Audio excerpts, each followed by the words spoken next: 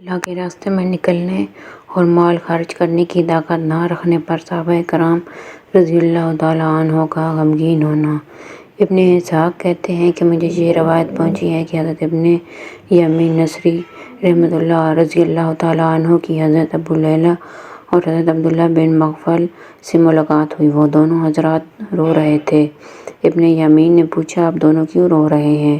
ان دونوں حضرات نے فرمایا کہ ہم حضور صلی اللہ علیہ وآلہ وسلم کی خدمت میں گئے تھے تاکہ آپ ہمیں اللہ کے راستے میں جانے کے لیے سواری دے دیں، لیکن ہم نے آپ کے پاس کوئی سواری نہ پائی جو آپ ہمیں دے دیتے، اور حضور کے ساتھ جانے کے لیے ہمارے پاس بھی کچھ نہیں تھا۔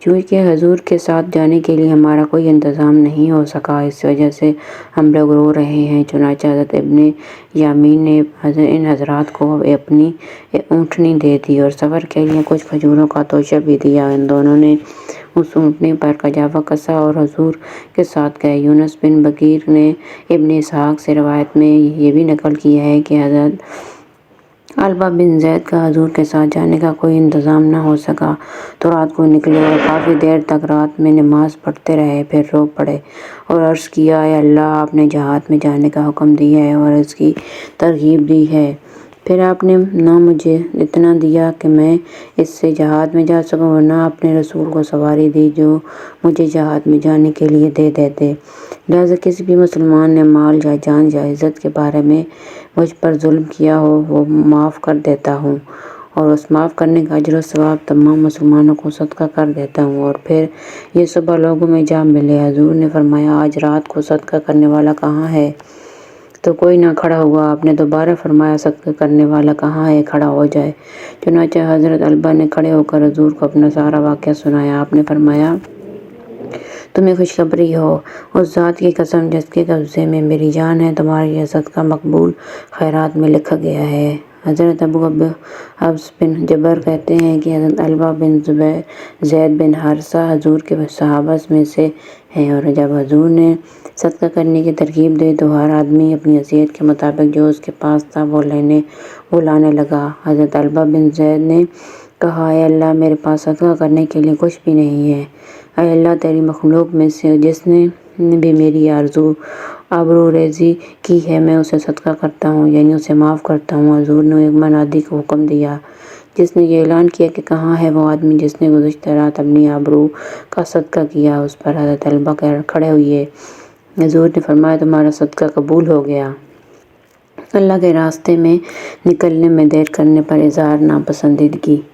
حضرت ابن عباس فرماتے ہیں کہ حضور صلی اللہ علیہ وآلہ وسلم نے غزوہ موتا کے لیے ایک جماعت کو بھیجا جن کا امیر حضرت زید کو بنایا، اور فرمایا کہ اگر حضرت زید شہید ہو جائیں تو حضرت جعفر امیر ہوں گے، اور اگر حضرت جعفر شہید ہو جائیں تو حضرت ابن رواحہ امیر ہوں گے رضی اللہ تعالیٰ عنہ۔ حضرت ابن رواحہ کھڑے ہو گئے اور حضور کے ساتھ جمعے کی نماز پڑھی۔ حضور نے انہیں دیکھا تو فرمایا، تم کیوں ٹھہر گئے، اپنی جماعت سے پیچھے رہ گئے؟ انہوں نے کہا، آپ کے ساتھ جمعہ پڑھنے کی وجہ سے۔ اس پر آپ نے فرمایا، اللہ کے راستے میں ایک صبح یا ایک شام لگا دینا دنیا و مافیہ سے بہتر ہے۔ حضرت ابن عباس فرماتے ہیں کہ حضور صلی اللہ علیہ وآلہ وسلم نے حضرت ابن رواحہ کو ایک لشکر میں بھیجا۔ اس لشکر کی روانگی جمعہ کے دن ہوئی تو حضرت ابن رواحہ نے اپنے ساتھیوں کو آگے بھیج دیا اور کہا، میں ذرا پیچھے رک جاتا ہوں۔ حضور صلی اللہ علیہ وآلہ وسلم کے ساتھ جمعہ پڑھ کر پھر اس لشکر سے جا ملوں گا۔ حضور صلی اللہ علیہ وآلہ وسلم جب نماز سے فارغ ہوئے تو ان کو دیکھا۔ آپ نے فرمایا، تم اپنے ساتھیوں کے ساتھ صبح کیوں نہیں گئے؟ انہوں نے کہا، میں نے یہ سوچا کہ آپ کے ساتھ جمعے کی نماز پڑھ لوں، پھر اپنے لشکر سے جا ملوں گا۔ آپ نے فرمایا، جو کچھ زمین میں اگر تم وہ سارا بھی خرچ کر دو تو بھی تم ان کی اس صبح کے ثواب کو نہیں پا سکتے ہو۔ حضرت ابن معاذ بن انس رضی اللہ تعالیٰ عنہ فرماتے ہیں کہ حضور اقدس نے اپنے صحابہ کو ایک غزوے میں جانے کا حکم دیا تو ایک آدمی نے اپنے گھر والوں سے کہا، میں ذرا ٹھہر جاتا ہوں تاکہ حضور کے ساتھ نماز پڑھ لوں، پھر آپ کو سلام اور آپ کو الوداع کہہ کر چلا جاؤں گا، تو ہو سکتا ہے حضور میرے لیے کوئی ایسی دعا فرما دیں جو قیامت کے دن پہلے سے پہنچ کر کام آنے والی چیز ہو ہو۔ جب حضور نماز پڑھ چکے تو یہ صحابی آپ کو سلام کرنے کے لیے آگے بڑھے۔ حضور نے ان سے فرمایا، کیا تم جانتے ہو تمہارے ساتھی تم سے کتنا آگے نکل گئے؟ انہوں نے کہا، جی ہاں، وہ لوگ آج صبح گئے ہیں، یعنی آدھے دن کے بقدر مجھ سے آگے نکل گئے ہیں۔ آپ نے فرمایا، اس ذات کی قسم جس کے قبضے میں میری جان ہے، وہ اجر و ثواب کے اعتبار سے فضیلت میں تم سے اس سے بھی زیادہ آگے نکل گئے ہیں جتنا کہ مشرق و مغرب کے درمیان فاصلہ ہے۔ حضرت ابو ہریرہ فرماتے ہیں کہ حضور نے ایک لشکر کو جانے کا حکم دیا۔ انہوں نے عرض کیا، یا رسول اللہ، کیا ہم ابھی رات کو چلے جائیں یا فرمائیں تو رات یہاں ٹھہر کر صبح چلے جائیں؟ آپ نے فرمایا، کیا تم یہ نہیں چاہتے ہو کہ تم جنت کے باغوں میں سے ایک باغ میں یہ رات گزارو؟ حضرت ابو ذرہ بن عمرو بن جریر فرماتے ہیں کہ حضرت عمر بن خطاب نے ایک لشکر روانہ فرمایا، اس میں حضرت معاذ بن جبل بھی تھے۔ جب وہ لشکر چلا گیا تو حضرت عمر کی حضرت معاذ پر نگاہ پڑی۔ ان سے پوچھا، تم یہاں کیوں رک گئے ہو؟ انہوں نے کہا، میں نے یہ سوچا کہ جمعہ کی نماز پڑھ کر چلا جاؤں گا اور لشکر کو جا ملوں گا۔ حضرت عمر رضی اللہ تعالیٰ عنہ نے فرمایا، کیا تم نے حضور سے یہ نہیں سنا کہ اللہ کے راستے میں ایک صبح یا شام دنیا اور معافیت سے بہتر ہے؟ اللہ کے راستے میں پیچھے رہ جانے اور اس میں کوتاہی کرنے پر عتاب۔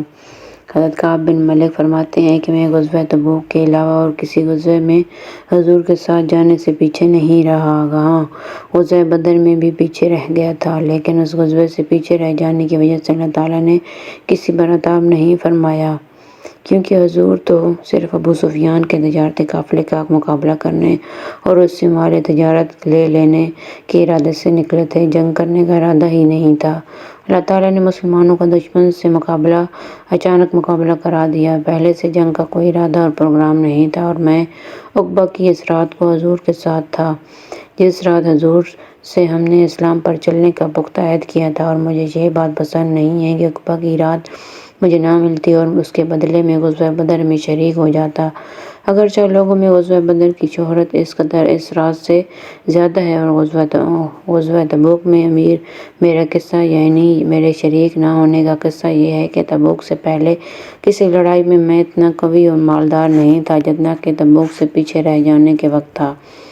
اللہ کی قسم، اس سے پہلے کبھی بھی میرے پاس 2 اونٹنیاں ہونے کی نوبت نہیں آئی، اور اس غزوے میں میرے پاس 2 اونٹنیاں تھیں۔ اور حضور اکرم صلی اللہ علیہ وآلہ وسلم کی عادت شریفہ یہ تھی کہ جس طرح کی لڑائی کا ارادہ ہوتا تھا اس کا اظہار نہ فرماتے، بلکہ ہمیشہ دوسری طرف کے حالات سے معلوم کرتے تاکہ لوگ یہ سمجھیں کہ دوسری طرف جانا چاہتے ہیں۔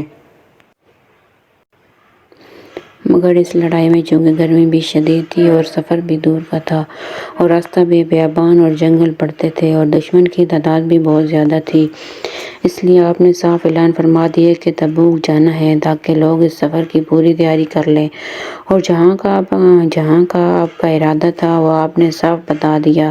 اور حضور صلی اللہ علیہ وآلہ وسلم کے ساتھ مسلمانوں کی تعداد بھی بہت تھی کہ رجسٹر میں ان کا نام لکھنا دشوار تھا، اور مجمع کی کثرت کی وجہ سے کوئی شخص چھپنا چاہتا کہ میں نہ جاؤں، کسی کو پتہ نہ چلے تو یہ دشوار نہیں تھا۔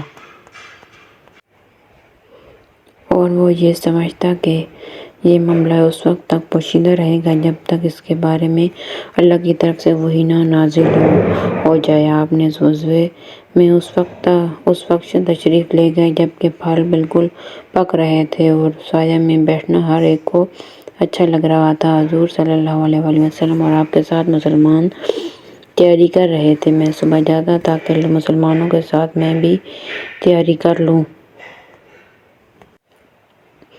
لیکن جب واپس آتا تو کسی قسم کی تیاری کی نوبت نہ آتی، اور میں اپنے دل میں یہ خیال کرتا کہ مجھے قدرت و وسعت حاصل ہے، جب ارادہ کروں گا تیار ہو کر نکل جاؤں گا۔ میرا معاملہ یوں ہی لمبا ہوتا رہا اور تیاری میں دیر ہوتی رہی۔ لوگ خوب زور شور سے تیاری کرتے رہے اور آخر حضور مسلمانوں کو ساتھ لے کر روانہ ہو گئے اور میری ابھی کچھ بھی تیاری نہیں ہوئی تھی۔ میں نے اپنے دل میں کہا کہ میں 1-2 دن میں تیار ہو جاؤں گا اور اس لشکر سے جا ملوں گا۔ چنانچہ لشکر کی روانگی کے بعد میں صبح تیار ہونے گیا لیکن واپس آیا تو کسی قسم کی تیاری نہیں ہوئی تھی۔ پھر میں اگلی صبح تیار ہونے گیا لیکن واپس آیا تو کوئی تیاری نہ ہوئی تھی۔ میرے ساتھ ایسے ہی ہوتا رہا اور مسلمان بہت تیزی سے اس غصے میں چلے اور آخر غزوہ میں شریک ہونے کے وقت میرے ساتھ سے نکل گیا، اور میں نے ارادہ بھی کیا کہ روانہ ہو جاؤں اور لشکر سے جا ملوں، اور کاش میں ایسا کر لیتا، لیکن ایسا کرنا میرے مقدر میں نہیں تھا۔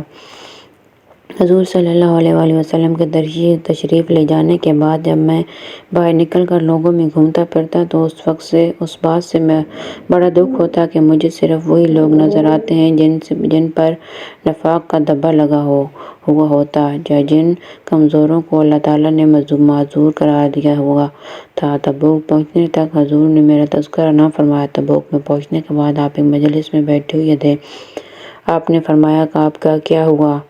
بنو سلمہ کے ایک آدمی نے کہا، یا رسول اللہ، مال و جمال کی اکڑ نے اسے روک لیا۔ حضرت معاذ بن جبل رضی اللہ تعالیٰ عنہ نے کہا، تم نے غلط بات کہی یا رسول اللہ، اللہ کی قسم ہم جہاں تک سمجھتے ہیں وہ بھلا آدمی ہے۔ حضور خاموش ہو گئے۔ جب مجھے یہ خبر ملی کہ حضور واپس تشریف لا رہے ہیں تو مجھے رنج و غم سوار ہوا اور بڑا فکر ہوا۔ دل میں چھوٹے چھوٹے عذر آتے تھے اور میں کہتا تھا کہ کل کو کون سا عذر بیان کر کے میں حضور کے غصے سے جان بچا لوں، اور اس بارے میں میں نے اپنے گھرانے کے ہر سمجھدار آدمی سے مشورہ لیا۔ جب مجھے یہ کہا گیا کہ حضور بس آنے ہی والے ہیں تو ادھر ادھر کے سب غلط خیال جھٹ گئے، اور میں نے سمجھ لیا کہ جھوٹ بول کر میں اپنی جان نہیں بچا سکتا ہوں، اور میں نے فیصلہ کر لیا حضور کی خدمت میں سچی بات عرض کیا کروں گا۔ چنانچہ آپ تشریف لے آئے۔ جب آپ سفر سے واپس تشریف لایا کرتے تو سب سے پہلے مسجد میں تشریف لے جاتے اور 2 رکعت نماز ادا فرماتے، پھر لوگوں سے ملنے کے لیے بیٹھ جاتے۔ چنانچہ حسب معمول نماز سے فارغ ہو کر آپ جب مسجد میں بیٹھ گئے تو اس غزوے سے پیچھے رہ جانے والے لوگ آپ کی خدمت میں آئے اور قسمیں کھا کر اپنا عذر بیان کرنے لگے۔ ان کی تعداد 80 سے زیادہ تھی۔ حضور صلی اللہ علیہ وآلہ وسلم نے ان کے ظاہر حال کو قبول فرما لیا اور ان کو بیعت فرمایا اور ان کے لیے استغفار کیا اور ان کے باطل کو اللہ کے سپرد کیا۔ چنانچہ میں بھی آپ کی خدمت میں حاضر ہوا۔ جب میں نے آپ کو سلام کیا تو آپ نے ناراضگی کے انداز میں تبسم فرمایا اور پھر فرمایا، آؤ۔ چنانچہ میں چل کر آپ کے سامنے بیٹھ گیا۔ آپ نے مجھ سے فرمایا، تم پیچھے کیوں رہ گئے؟ کیا تم نے سواریاں نہیں خرید رکھی تھیں؟ میں نے کہا، جی ہاں، اللہ کی قسم اگر میں دنیا والوں میں سے کسی اور کے پاس اس وقت ہوتا تو میں اس کے غصے سے معقول عذر کے ساتھ جان بچا لیتا، کیونکہ اللہ تعالیٰ نے مجھے زوردار بات کرنے کا سلیقہ عطا فرما رکھا ہے۔ لیکن اللہ کی قسم مجھے معلوم ہے کہ اگر آج میں آپ سے غلط بیانی کر کے آپ کو راضی کر لوں تو اللہ تعالیٰ آپ کو اصل حقیقت بتا کر عنقریب مجھ سے ناراض کر دیں گے، اور مگر میں آپ سے سچ بول دوں گا تو اگرچہ آپ اس وقت مجھ سے ناراض ہو جائیں گے، لیکن مجھے اللہ سے امید ہے کہ آپ مجھے معاف کر دیں گے۔ اللہ کی قسم مجھے کوئی عذر نہیں تھا، اور اللہ کی قسم میں اس دفعہ جو آپ کے پیچھے رہ گیا اس وقت میں جتنا قوی اور مالدار تھا اس سے پہلے کبھی نہیں تھا۔ حضور نے فرمایا، اس آدمی نے سچ کہا ہے۔ آپ نے فرمایا، اچھا اٹھ جاؤ، تمہارا فیصلہ اب اللہ تعالیٰ ہی خود کریں گے۔ چنانچہ میں وہاں سے اٹھا تو میرے قبیلہ بنو سلمہ کے بہت سے لوگ ایک دم اٹھے اور میرے پیچھے ہو لیے، اور انہوں نے مجھ سے کہا، ہمیں تو نہیں معلوم کہ تم نے اس سے پہلے گناہ کیا ہو، اور تم سے اتنا نہیں ہو سکا کہ جیسے اور پیچھے رہ جانے والوں نے عذر پیش کیا تم بھی حضور کے سامنے عذر پیش کر دیتے، تو حضور کا تمہارے لیے استغفار فرمانا تمہارے گناہ کے لیے کافی ہو جاتا۔ اللہ کی قسم وہ لوگ مجھے ملامت کرتے رہے، یہاں تک کہ میرا ارادہ ہو گیا کہ میں حضور کی خدمت میں واپس جا کر اپنی پہلی بات کی تکذیب کر دوں، لیکن میں نے ان سے پوچھا، کیا ایسا معاملہ میرے علاوہ کسی اور کے ساتھ بھی پیش آیا؟ انہوں نے کہا، ہاں، 2 آدمیوں کے ساتھ بھی پیش آیا ہے۔ انہوں نے بھی وہی بات کہی ہے جو تم نے کہی، اور ان میں سے بھی وہی کہا گیا جو تم سے کہا گیا۔ میں نے پوچھا، وہ دونوں کون ہیں؟ انہوں نے کہا، مرہ بن ربیع عمری اور ہلال بن امیہ وقفی۔ چنانچہ انہوں نے میرے سامنے ایسے 2 آدمیوں کے نام لیا جو غزوہ بدر میں شریک ہوئے تھے اور دونوں میرے شریک حال ہیں۔ جب ان لوگوں نے ان دونوں کا میرے سامنے نام لیا تو میں وہاں سے چلا گیا۔ حضور نے ساتھ نہ جانے والوں میں سے ہم تینوں سے بات کرنے سے مسلمانوں کو روک دیا۔ چنانچہ لوگوں نے ہم سے بولنا چھوڑ دیا اور سارے لوگ ہمارے لیے بدل گئے، یہاں تک کہ مجھے زمین بدلی ہوئی نظر آنے لگی اور وہ زمین نہیں ہے جسے میں پہلے سے پہچانتا ہوں۔ چنانچہ لوگوں نے ہم سے بولنا چھوڑ دیا اور سارے لوگ ہمارے لیے بدل گئے، یہاں تک کہ مجھے زمین بدلی ہوئی نظر آنے لگی کہ یہ وہ زمین نہیں ہے جسے میں پہلے سے پہچانتا ہوں۔ ہم نے 50 دن اسی حال میں گزارے۔ میرے دونوں ساتھی تو عاجز بن کر گھر بیٹھ گئے اور روتے رہتے تھے۔ میں ان سب میں جوان اور زیادہ طاقتور تھا، اس لیے میں باہر آتا تھا اور مسلمانوں کے ساتھ نماز میں شریک ہوتا تھا اور بازاروں میں چلتا پھرتا تھا اور کوئی مجھ سے بات نہیں کرتا تھا۔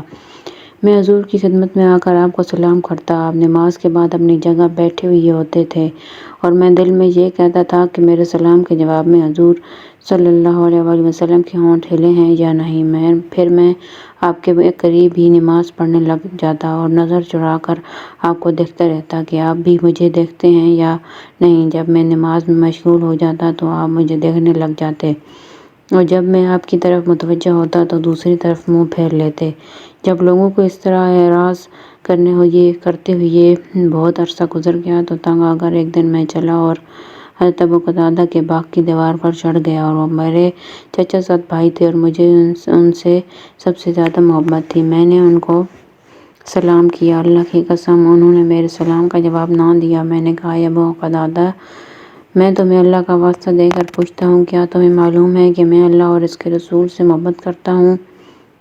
وہ خاموش رہے۔ میں نے ان کو دوبارہ اللہ کا واسطہ دے کر پوچھا، وہ پھر خاموش رہے۔ جب میں نے ان سے تیسری مرتبہ پوچھا تو انہوں نے کہا، اللہ اور اس کے رسول زیادہ جانتے ہیں۔ یہ سنتے ہی میری آنکھوں سے آنسو نکل پڑے اور وہاں سے لوٹ آیا، یہاں تک کہ پھر دیوار پر واپسی کے لیے چڑھا۔ اسی دوران میں ایک دن مدینہ کے بازار میں جا رہا تھا کہ ایک نبطی کو جو ملک شام سے مدینہ غلہ بیچنے آیا تھا، یہ کہتے ہوئے سنا کہ کون مجھے کعب بن مالک کا پتہ بتائے گا۔ لوگ میری طرف اشارہ کرنے لگے۔ وہ میرے پاس آیا اور غسان کے بادشاہ کا خط مجھے دے گیا جو ایک ریشمی کپڑے میں لپٹا ہوا تھا۔ اس میں لکھا ہوا تھا، ماہ بعد مجھے معلوم ہوا ہے کہ میرے تمہارے آقا نے تم پر ظلم کر رکھا ہے۔ اللہ تمہیں ذلت کی جگہ نہ رکھے اور تمہیں ضائع نہ کرے۔ تم ہمارے پاس آ جاؤ، ہم تمہارا ہر طرح خیال کریں گے۔ جب میں نے یہ خط پڑھا تو میں نے کہا کہ ایک یہ اور مصیبت آ گئی کہ مجھے اسلام سے ہٹانے کی تدبیریں ہونے لگیں۔ میں نے خط کو لے جا کر ایک تنور میں پھونک دیا اور 50 میں سے 40 دن اسی حال میں گزرے کہ حضور کا قاصد میرے پاس آیا اور اس نے مجھ سے کہا، یا رسول اللہ، تمہیں حکم دے رہے ہیں کہ تم اپنی بیوی سے الگ ہو جاؤ۔ میں نے کہا، اسے طلاق دے دوں یا کچھ اور کروں؟ اس نے کہا، نہیں، طلاق نہ دو بلکہ اس سے الگ رہو، اس کے قریب نہ جاؤ۔ حضور صلی اللہ علیہ وآلہ وسلم نے میرے ساتھ دونوں ساتھیوں کے پاس یہی پیغام بھیجا۔ میں نے اپنی بیوی سے کہا، تو اپنے میکے چلی جا، جب تک اللہ تعالیٰ اس کا فیصلہ نہ فرمائے وہیں رہنا۔ جب ہلال بن امیہ کی بیوی نے حضور کی خدمت میں آ کر عرض کیا، یا رسول اللہ، ہلال بن امیہ بالکل بوڑھے شخص ہیں، ان کا کوئی خادم بھی نہیں ہے، اگر میں انہیں چھوڑ کر چلی گئی تو وہ ہلاک ہو جائیں گے، کیا آپ اسے ناگوار سمجھتے ہیں کہ میں ان کی خدمت کرتی ہوں؟ آپ نے فرمایا، نہیں، بس وہ تمہارے قریب نہ آئیں۔ انہوں نے کہا، اللہ کی قسم، اس کی طرف تو انہیں میلان بھی نہیں۔ جس روز سے یہ واقعہ پیش آیا ہے آج تک اس کا وقت روتے ہی گزرتا رہا ہے۔ مجھ سے بھی میرے خاندان کے بعض لوگوں نے کہا کہ جیسے ہلال بن امیہ نے اپنی بیوی کی خدمت کی اجازت حضور سے لے لی ہے، تم بھی اپنی بیوی کے بارے میں اجازت لے لو۔ میں نے کہا، نہیں، میں حضور سے ان کی اجازت نہیں لوں گا، کیا پتہ میں اس کی اجازت لوں تو حضور صلی اللہ علیہ وسلم کیا فرما دیں، اور میں جوان آدمی ہوں، میں اپنے کام خود کر سکتا ہوں۔ سال میں 10 دن گزرے، ہم سے بات چیت چھٹے ہوئے پورے 50 دن ہو گئے۔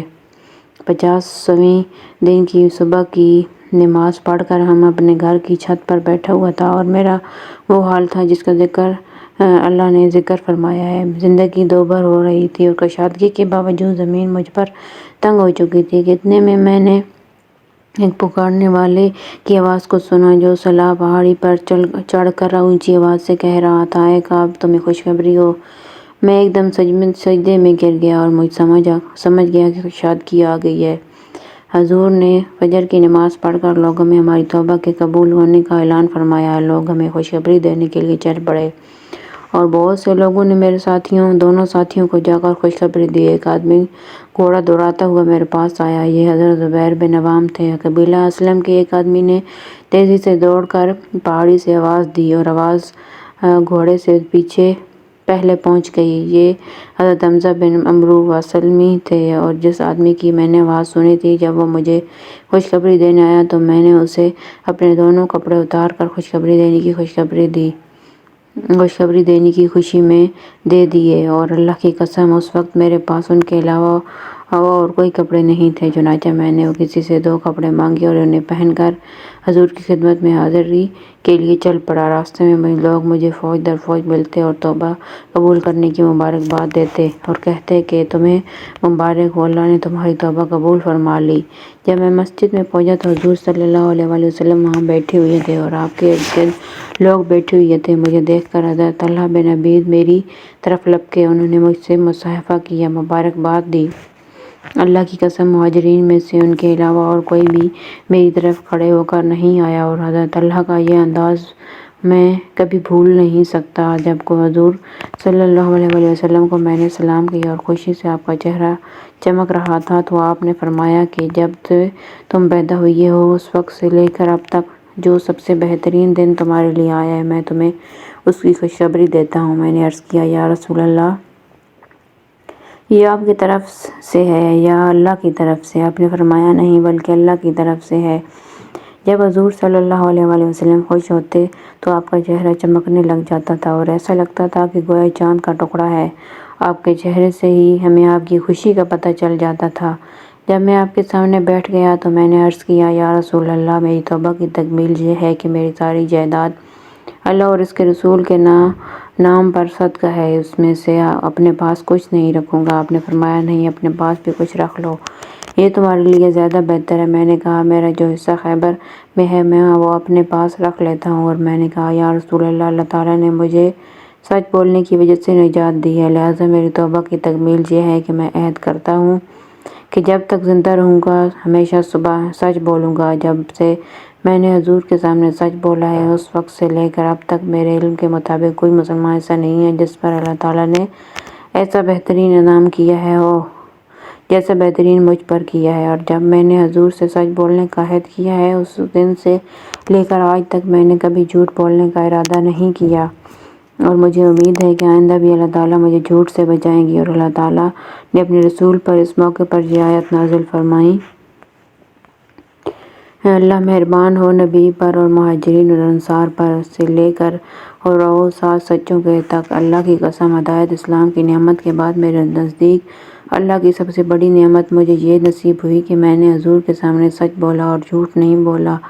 اگر میں جھوٹ بول دیتا تو میں بھی دوسرے جھوٹ بولنے والوں کی طرح ہلاک ہو جاتا، کیونکہ اللہ تعالیٰ نے وحی اترتے وقت جھوٹ بولنے والوں کے متعلق بڑے سخت کلمات ارشاد فرمائے۔ اللہ تعالیٰ نے فرمایا اب قسمیں کھائیں گے اللہ کی تمہارے سامنے جب تم پھر کر جاؤ گے ان کی طرف تاکہ تم ان سے درگزر کرو، تم درگزر کرو ان سے، بے شک وہ لوگ پلید ہیں اور ان کا ٹھکانہ دوزخ ہے، بدلہ ہے ان کے کاموں کا۔ وہ لوگ قسمیں کھائیں گے تمہارے سامنے تاکہ تم ان سے راضی ہو جاؤ، اگر تم راضی ہو گئے ان سے تو اللہ راضی نہیں ہوتا تو نافرمان لوگوں سے۔ حضرت کعب فرماتے ہیں کہ جن لوگوں نے حضور کے سامنے جھوٹی قسمیں کھا کر اپنے جھوٹے اعزاز بیان کیے اور حضور نے انہیں قبول کر لیا اور ان کی بیعت کو فرمایا اور حضور نے ان کے لیے استغفار بھی فرمایا، حضور صلی اللہ علیہ وآلہ وسلم نے ہم تینوں کا معاملہ ان لوگوں سے مؤخر فرما دیا جہاں تک کہ اس بارے میں اللہ ہی نے فیصلہ فرمایا۔ اس لیے اللہ تعالیٰ نے جو یہ فرمایا ہے کہ اس سے مراد ہم تینوں کا عصوہ سے پیچھے رہ جانا نہیں ہے، بلکہ اس سے مراد یہ ہے کہ جن لوگوں نے حضور کے سامنے قسمیں کھائیں اور آپ کے سامنے جھوٹے عذر رکھے اور حضور نے ان کو قبول فرما لیا، ان کا فیصلہ تو اسی وقت ہو گیا اور ہم تینوں کے معاملے کو حضور نے مؤخر فرما دیا اور ہمارا فیصلہ بعد میں ہوا۔ جہاد کو چھوڑ کر گھر بار اور کاروبار میں لگ جانے والوں کو دھمکی۔ حضرت ابو عمران رضی اللہ تعالیٰ عنہ فرماتے ہیں کہ ہم لوگ قسطنطنیہ میں تھے اور مصر والوں کے امیر حضرت عقبہ بن عامر تھے اور شام والوں کے امیر حضرت فضالہ بن عبید تھے۔ چنانچہ قسطنطنیہ شہر سے رومیوں کی ایک بہت بڑی جمع فوج باہر نکلی اور ہم ان کے سامنے صف بنا کر کھڑے ہو گئے۔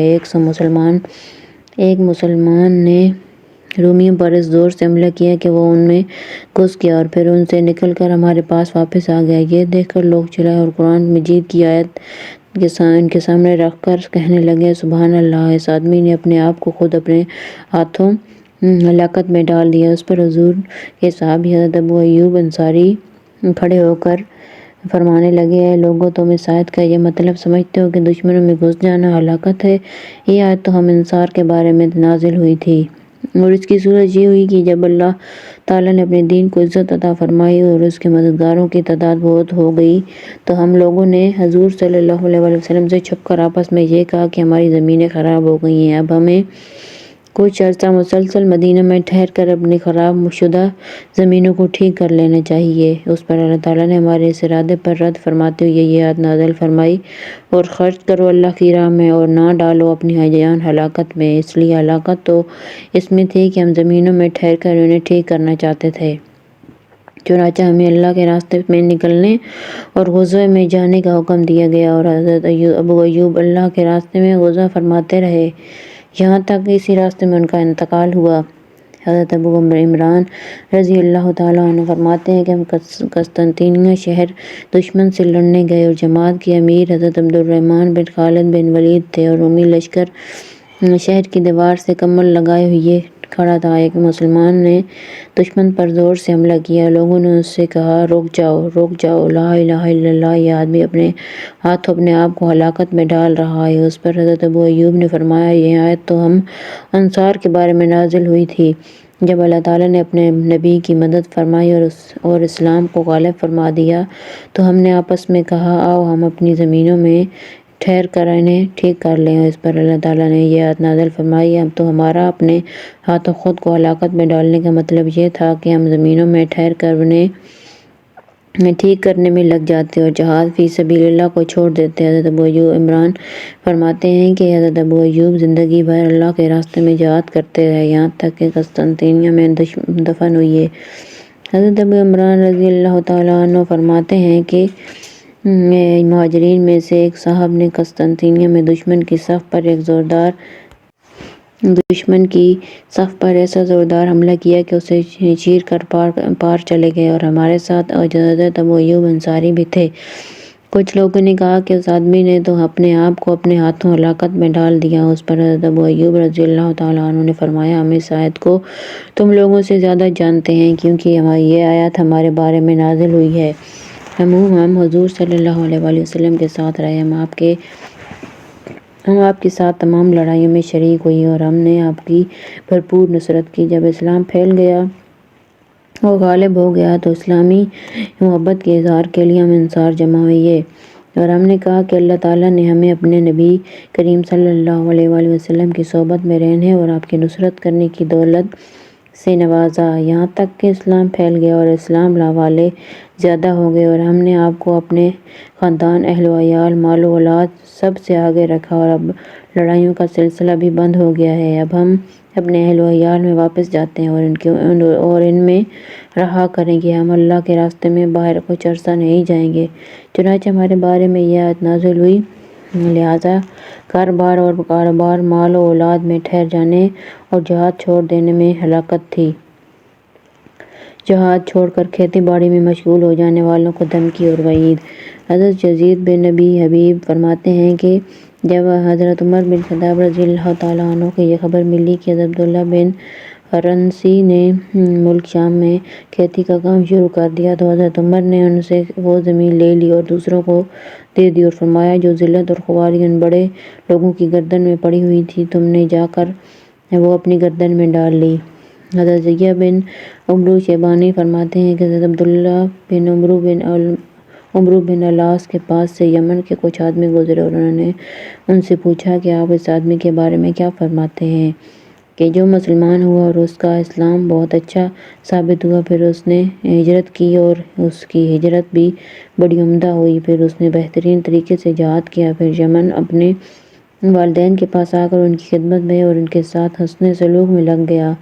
حضرت عبداللہ بن عمرو نے فرمایا، تم اس کے بارے میں کیا کہتے ہو؟ انہوں نے کہا، ہمارا خیال یہ ہے کہ یہ الٹے پاؤں پھر گیا ہے، اور حضرت عبداللہ نے فرمایا، نہیں، بلکہ یہ تو جنت میں جائے گا۔ میں تمہیں بتاتا ہوں کہ یہ الٹے پاؤں پھرنے والا کون ہے۔ یہ وہ آدمی ہے کہ جو مسلمان ہوا اور اس کا اسلام بہت اچھا ثابت ہوا، اور اس نے ہجرت کی اور اس کی ہجرت بڑی عمدہ ہوئی، پھر اس نے بہترین طریقے سے جہاد کیا، پھر اس نے نبطی کافر سے زمین لینے کا ارادہ کیا، اور وہ نبطی کافر زمین کا جتنا خراج دیا کرتا تھا اور اسلامی فوج کے لیے جتنا ماہانہ خرچہ دیا کرتا تھا، اس نے وہ زمین بھی لے لی اور یہ خراج اور خرچہ بھی اپنے ذمے لے لیا، اور پھر اس زمین کو آباد کرنے میں لگ گیا اور جہاد فی سبیل اللہ چھوڑ دیا۔ یہ آدمی الٹے پاؤں پھرنے والا ہے۔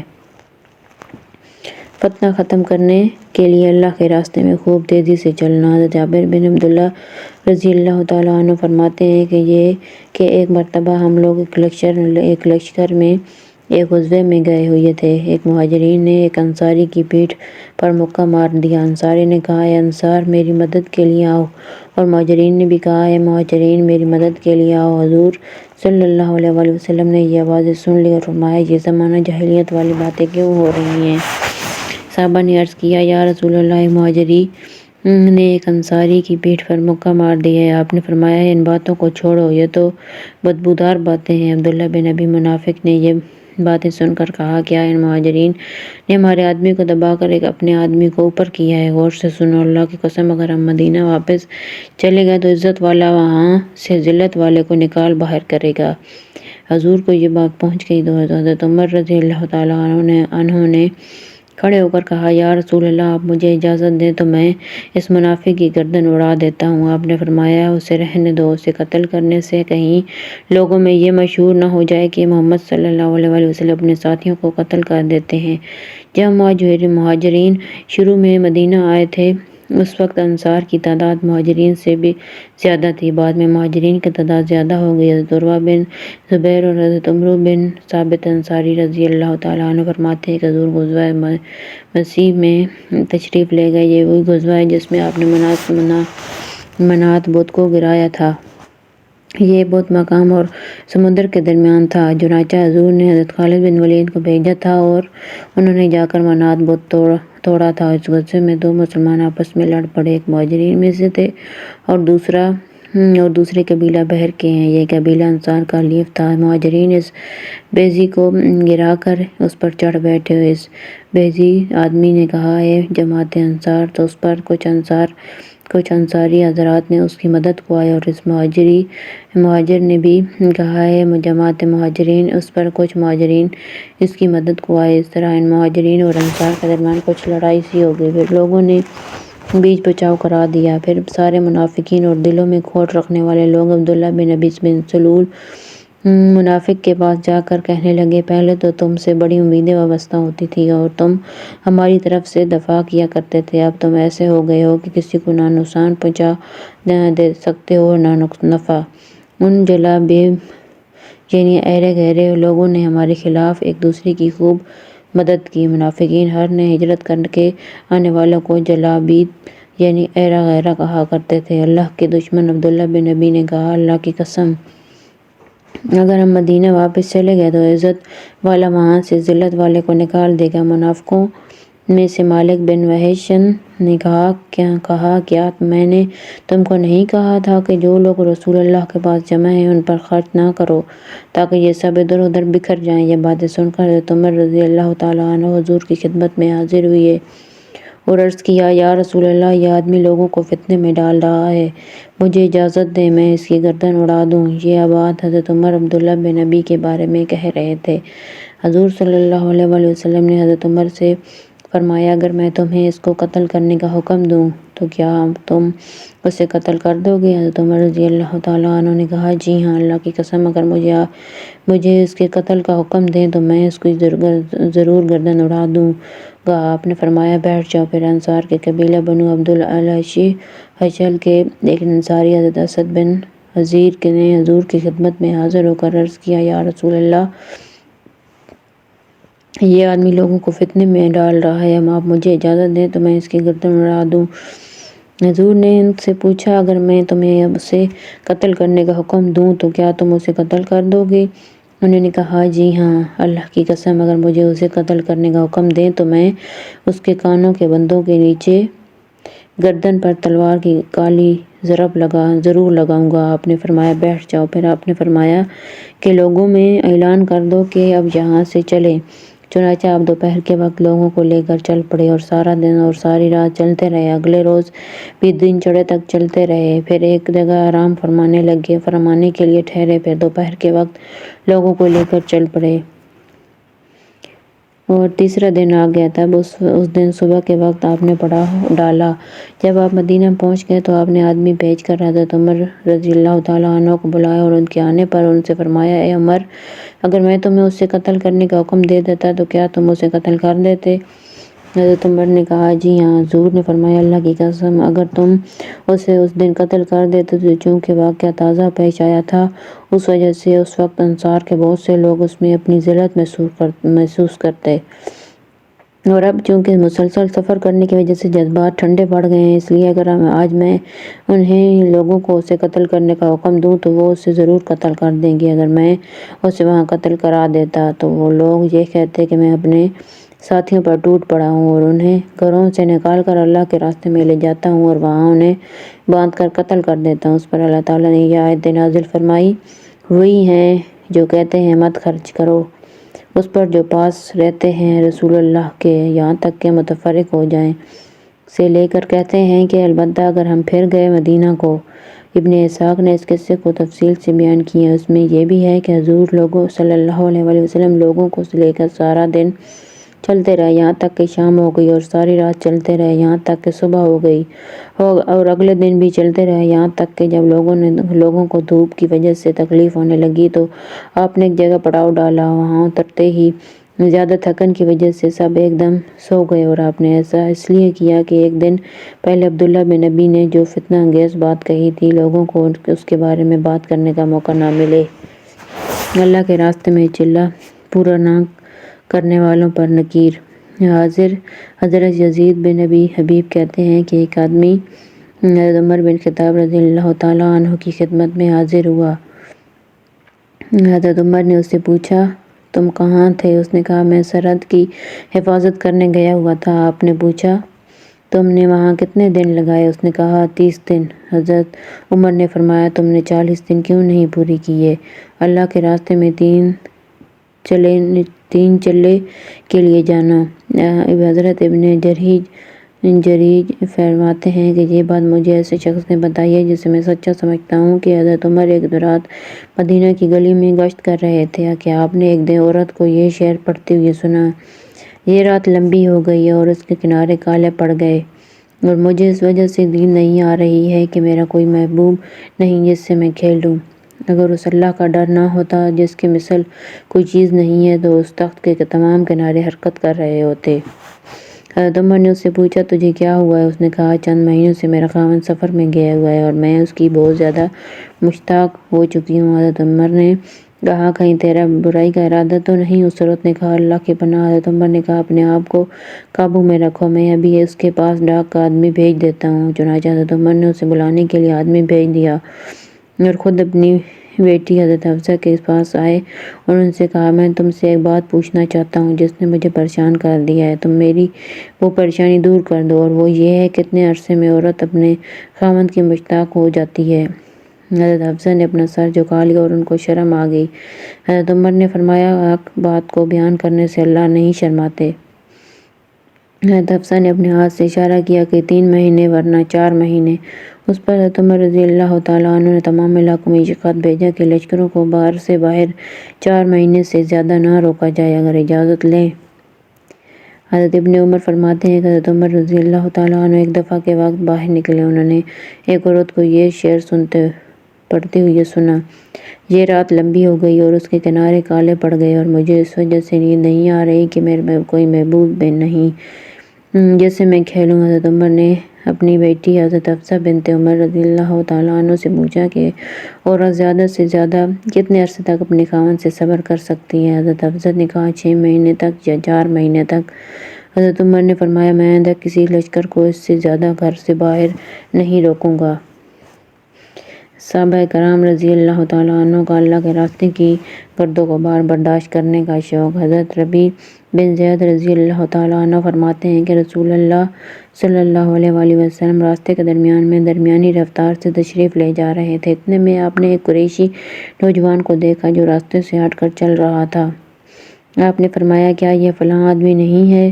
صحابہ رضی اللہ تعالیٰ عنہ نے کہا جی ہاں وہی ہے۔ آپ نے فرمایا اسے بلاؤ۔ چنانچہ وہ آیا۔ حضور نے اس سے پوچھا تمہیں کیا ہو گیا ہے؟ تم راستے سے کیوں ہٹ کر چل رہے ہو؟ اس نوجوان نے کہا مجھے یہ گرد و غبار اچھا نہیں لگتا۔ آپ نے فرمایا ارے اس گرد و غبار سے خود کو نہ بچاؤ، کیونکہ اس ذات کی قسم جس کے قبضے میں میری جان ہے، یہ غبار تو جنت کی خاص قسم کی خوشبو ہے۔ ایک دفعہ ہم لوگ روم کے علاقے میں ایک جماعت کے ساتھ چلے جا رہے تھے جس کے امیر حضرت مالک بن عبداللہ شمی رضی اللہ تعالیٰ عنہ تھے کہ اتنے میں حضرت مالک حضرت جابر بن عبداللہ کے پاس سے گزرے تو جو کہ اپنے خچر کو آگے سے پکڑے ہوئے چلے جا رہے تھے۔ ان سے حضرت مالک نے کہا اے ابو عبداللہ آپ سوار ہو جائیں، اللہ نے آپ کو سواری دی ہے۔ حضرت جابر نے کہا میں نے اپنی سواری کو ٹھیک حالت میں رکھا ہوا ہے اور مجھے اپنی قوم سے سواری لینے کی ضرورت نہیں ہے، لیکن میں نے حضور صلی اللہ علیہ وآلہ وسلم کو فرماتے ہوئے سنا کہ جس آدمی کے دونوں قدم اللہ کے راستے میں غبار آلود ہو جائیں گے اللہ تعالیٰ اسے دوزخ کی آگ پر حرام کر دیں گے۔ حضرت مالک وہاں سے آگے چل دیے۔ جب اتنی دور پہنچ گئے جہاں سے حضرت جابر کو آواز سنائی دے تو حضرت مالک نے بلند آواز سے کہا اے ابو عبداللہ آپ سوار ہو جائیں کیونکہ اللہ نے آپ کو سواری دی ہے۔ حضرت جابر رضی اللہ تعالیٰ عنہ حضرت مالک کا مقصد سمجھ گئے کہ حضرت مالک چاہتے ہیں کہ حضرت جابر بلند آواز سے جواب دیں تاکہ جماعت کے تمام لوگ سن لیں۔ اس پر حضرت جابر نے بلند آواز سے جواب دیا کہ میں نے اپنی سواری کو ٹھیک حالت میں رکھا ہوا ہے اور مجھے اپنی قوم سے سواری لینے کی ضرورت نہیں، لیکن میں نے حضور کو فرماتے ہوئے سنا ہے کہ جس آدمی کے دونوں قدم اللہ کے راستے میں غبار آلود ہو جائیں یہ اللہ تعالیٰ اسے دوزخ کی آگ پر حرام کر دیں گے۔ یہ سنتے ہی تمام لوگ اپنی سواریوں سے کود کر نیچے اتر آئے۔ میں نے کبھی لوگوں کو اس دن سے زیادہ تعداد میں پیدل چلتے ہوئے نہیں دیکھا۔ ابو جعلی کی روایت میں یہ ہے کہ حضرت جابر نے فرمایا میں نے حضور صلی اللہ علیہ وآلہ وسلم کو فرماتے ہوئے سنا کہ جس بندے کے دونوں قدم اللہ کے راستے میں غبار آلود ہو جائیں گے اللہ تعالیٰ ان دونوں قدموں پر آگ کو حرام فرما دیں گے۔ یہ سنتے ہی حضرت مالک بھی اور تمام لوگ بھی اپنی سواریوں سے نیچے اتر کر پیدل چلنے لگ پڑے اور کسی دن بھی لوگوں کو اس دن سے زیادہ تعداد میں پیدل چلتے ہوئے نہیں دیکھا گیا۔ اللہ کے راستے میں نکل کر خدمت کرنا۔ حضرت انس فرماتے ہیں کہ ہم لوگ حضور اقدس صلی اللہ علیہ وآلہ وسلم کے ساتھ ایسے سفر میں تھے۔ ہم لوگوں میں سے کچھ لوگوں نے روزہ رکھا ہوا تھا اور کچھ بغیر روزے کے تھے۔ ہم لوگوں نے ایک جگہ پڑاؤ ڈالا۔ اس دن گرمی بہت زیادہ تھی۔ ہم میں سے سب سے زیادہ سایہ والا وہ تھا جس نے چادر سے سایہ کیے ہوا تھا۔ بعض لوگ اپنے ہاتھ کے ذریعے دھوپ سے بچاؤ کر رہے تھے۔ پڑاؤ ڈالتے ہی روزے دار تو گر گئے اور جن کا روزہ نہیں تھا انہوں نے کھڑے ہو کر خیمے لگائے اور سواریوں کو پانی پلایا۔ اس پر حضور صلی اللہ علیہ وآلہ وسلم نے فرمایا جنہوں نے روزہ نہیں رکھا وہ آج سارا ثواب لے گئے۔ حضرت انس رضی اللہ تعالیٰ عنہ فرماتے ہیں کہ ہم لوگ حضور اقدس کے ساتھ تھے۔ ہم میں سے سب سے زیادہ سایہ والا وہ تھا جو اپنی چادر سے سایہ کر رہا تھا۔ جنہوں نے روزہ رکھا ہوا تھا اور وہ تو کچھ نہ کر سکے اور جنہوں نے روزہ نہیں رکھا ہوا تھا انہوں نے سواریوں کو پانی پینے اور چرنے کے لیے بھیجا اور خدمت والے کام کیے اور مشقت والے بھاری بھاری کام کیے۔ یہ دیکھ کر حضور صلی اللہ علیہ وآلہ وسلم نے فرمایا جن لوگوں نے روزہ نہیں رکھا وہ آج سارا ثواب لے گئے۔ حضرت ابو قلابہ فرماتے ہیں کہ حضور صلی اللہ علیہ وآلہ وسلم کے کچھ صحابہ ایک سفر سے واپس آ کر اپنے ایک ساتھی کی بڑی تعریف کرنے لگے۔ چنانچہ انہوں نے کہا کہ ہم نے فلاں نے جیسا کوئی آدمی کبھی نہیں دیکھا۔ جب تک یہ چلتے رہے قرآن پڑھتے رہے اور جب ہم کسی جگہ پڑاؤ ڈالتے تو یہ اترتے ہی نماز شروع کر دیتے۔ آپ نے پوچھا اس کے کام کاج کون کرتا تھا؟ بہت سی باتیں اور پوچھی اور یہ بھی پوچھا کہ اس کے اونٹ یا سواری کو چارہ کون ڈالتا تھا؟ ان صحابی رضی اللہ تعالیٰ عنہ نے عرض کیا کہ ہم یہ سارے کام کرتے تھے۔ آپ نے فرمایا تم سب اس سے بہتر ہو، اس کی خدمت کر کے تم نے اس کے تمام نیک اعمال کا ثواب لے لیا ہے۔ حضرت سعد بن جمحان کہتے ہیں کہ میں نے حضرت سفینہ رضی اللہ تعالیٰ عنہ سے اس کے نام کے بارے میں پوچھا کہ یہ نام کس نے رکھا ہے؟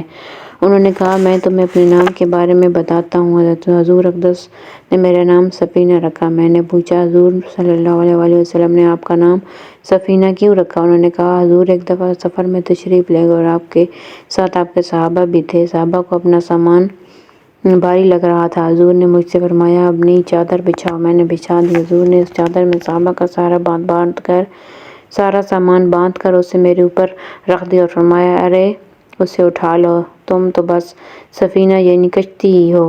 حضرت سفینہ رضی اللہ تعالیٰ عنہ فرماتے ہیں کہ اگر اس دن میرے اوپر ایک یا دو کا تو کیا 5 یا 6 اونٹوں کا بھی بوجھ رکھ دیا جاتا تو وہ مجھے بھاری نہ لگتا۔ حضرت سلمہ رضی اللہ تعالیٰ عنہ کے آزاد کردہ غلام حضرت احمد رضی اللہ تعالیٰ عنہ فرماتے ہیں کہ ہم لوگ ایک غزوے میں حضور صلی اللہ علیہ وآلہ وسلم کے ساتھ تھے۔ ایک نالے پر سے ہم لوگوں کا گزر ہوا تو میں لوگوں کو وہ نالہ پار کرانے لگا۔ اسے دیکھ کر حضور نے مجھ سے فرمایا تم تو آج سفینہ کشتی بن گئے ہو۔ حضرت مجاہد کہتے ہیں کہ میں ایک سفر میں حضرت ابن عمر رضی اللہ تعالیٰ عنہ کے ساتھ تھا۔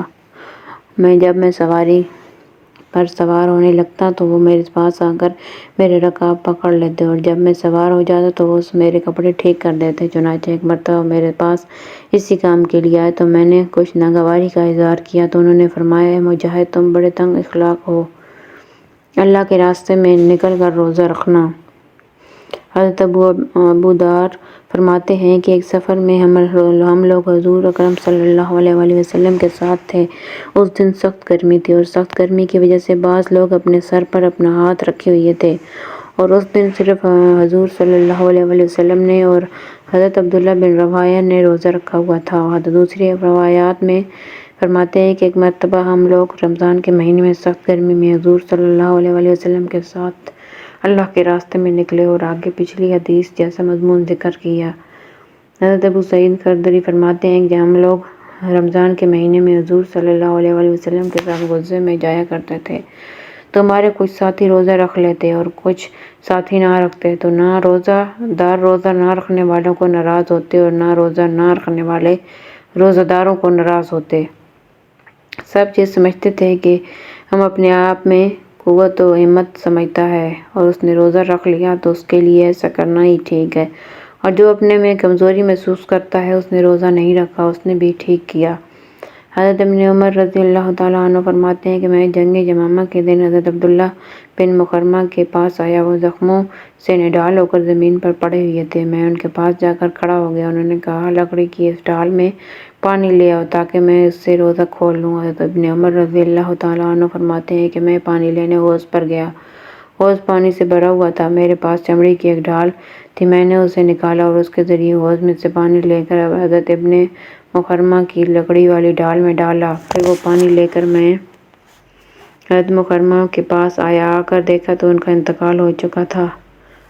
انا للہ و انا الیہ راجعون۔ حضرت مدرک بن عوف اخمسی رضی اللہ تعالیٰ عنہ فرماتے ہیں کہ ایک مرتبہ میں حضرت عمر رضی اللہ تعالیٰ عنہ کے پاس بیٹھا ہوا تھا کہ اتنے میں حضرت نعمان بن مقرن رضی اللہ تعالیٰ عنہ کا قاصد ان کے پاس آیا۔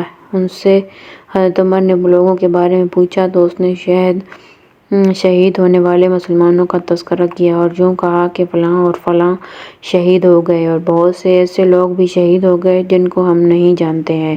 اس پر حضرت عمر نے فرمایا لیکن اللہ اور تو ان کو جانتا ہے۔ لوگوں نے کہا ایک آدمی نے یعنی حضرت عوف بن ابی حیہ اسلمی ابو شبیل رضی اللہ تعالیٰ عنہ نے تو اپنے آپ کو خرید ہی لیا۔ حضرت مدرک بن عوف نے کہا امیر المومنین لوگ میرے اس ماموں کے بارے میں یہ گمان کرتے ہیں کہ انہوں نے اپنے ہاتھوں اپنے آپ کو ہلاکت میں ڈال دیا۔ حضرت عمر نے فرمایا یہ لوگ غلط کہتے ہیں، اس آدمی نے تو دنیا دے کر آخرت کے اعلیٰ درجات کو خریدا ہے۔ حضرت عوف اس دن روزے سے تھے اور اسی حال میں زخمی ہوئے ابھی کچھ جان باقی تھی کہ انہیں میدان جنگ سے اٹھا کر لایا گیا۔ پانی پینے سے انہوں نے انکار کر دیا اور یوں ہی روزے کی حالت میں جان دے دی۔ سخت پیاس کی برداشت کرنے کے باب میں حضرت محمد بن حنیفہ کی عزیز گزر چکی ہے۔ حضرت محمد بن حنیفہ کہتے ہیں کہ حضرت عمر بن حضرت عمرو انصاری جنگ بدر میں، بیعت عقبہ ثانیہ میں اور جنگ احد میں شریک ہوئے تھے اور ان میں سے ان کو ایک میدان جنگ میں دیکھا کہ انہوں نے روزہ رکھا ہوا تھا اور پیاس سے بے چین ہو رہے تھے اور وہ اپنے غلام سے کہہ رہے تھے کہ تیرا بھلا ہو مجھے ڈال دے دو۔ غلام نے ان کو ڈال دے دی۔ پھر انہوں نے تیر پھینکا جسے کمزوری کی وجہ سے زور سے نہ پھینک سکے۔ آگے پوری حدیث بیان کی جس میں یہ ہے کہ چنانچہ وہ سورج ڈوبنے سے پہلے ہی شہید ہو گئے۔ اللہ کے راستے میں نکل کر نماز پڑھنا۔ حضرت علی رضی اللہ تعالیٰ عنہ فرماتے ہیں کہ جنگ بدر کے دن حضرت مقداد رضی اللہ تعالیٰ عنہ کے علاوہ ہم میں اور کوئی بھی سواری پر سوار نہیں تھا، اور میں نے اپنے آپ کو اس حال میں دیکھا کہ ہم میں سے ہر آدمی سویا ہوا تھا، بس حضور اکرم صلی اللہ علیہ وآلہ وسلم جاگ رہے تھے۔ آپ ایک درخت کے نیچے نماز پڑھتے رہے اور روتے رہے یہاں تک کہ صبح ہو گئی۔ حضرت ابن عباس فرماتے ہیں کہ ہم لوگ مقام عصفان پر حضور اکرم صلی اللہ علیہ وآلہ وسلم کے ساتھ تھے اور مشرکین کا لشکر ہمارے سامنے آیا اور ان کے سپہ سالار حضرت خالد بن ولید تھے، اور مشرکین کا یہ لشکر ہمارے اور قبلے کے درمیان تھا۔ حضور نے ہمیں ظہر کی نماز پڑھائی۔ مشرکین نے آپس میں بات کی کہ مسلمان تو ابھی ایسی غفلت اور بے خبری کی حالت میں تھے کہ ہم ان پر حملہ کر سکتے تھے، تو اس موقع سے ہم فائدہ اٹھا لیتے تو اچھا تھا۔ ہم پھر کہنے لگے کہ اب ان کی ایسی نماز کا وقت آنے والا ہے جو انہیں اپنی اولاد اور اپنی جان سے زیادہ محبوب ہے۔ حضرت ابن عباس فرماتے ہیں کہ کافر عصر کی نماز میں مسلمانوں پر حملہ کرنے کا منصوبہ بنا ہی رہے تھے کہ ظہر اور عصر کے درمیان حضرت جبرائیل علیہ السلام یہ آیت لے کر نازل ہو گئی جن میں نماز خوف کا ذکر ہے۔ جب تم ان میں موجود ہو پھر نماز میں کھڑا کریں۔ اور امام مسلم نے حضرت جابر سے یہ روایت اس طرح نقل کی ہے کہ مشرکین نے آپس میں کہا کہ عنقریب ایسی نماز آنے والی ہے جو مسلمانوں کو اپنی اولاد سے بھی زیادہ محبوب ہے۔ حضرت جابر رضی اللہ تعالیٰ عنہ فرماتے ہیں کہ ہم لوگ حضور صلی اللہ علیہ وآلہ وسلم کے ساتھ مقام نخل کی جامع عضوہ ذات القرہ کے لیے نکلے، اور ایک مسلمان نے کسی مشرک کی بیوی کو قتل کر دیا یا اسے قید کر لیا۔ جب حضور صلی اللہ علیہ وآلہ وسلم وہاں سے واپس آ رہے تھے، اس عورت کا شوہر آیا جو کہیں گیا ہوا تھا۔ جب اسے بیوی کے قتل ہونے کی خبر ملی تو اس نے قسم کھائی کہ جب تک وہ محمد صلی اللہ علیہ وآلہ وسلم کے صحابہ کا خون نہیں بہا لے گا اس وقت تک وہ چین سے نہیں بیٹھے گا۔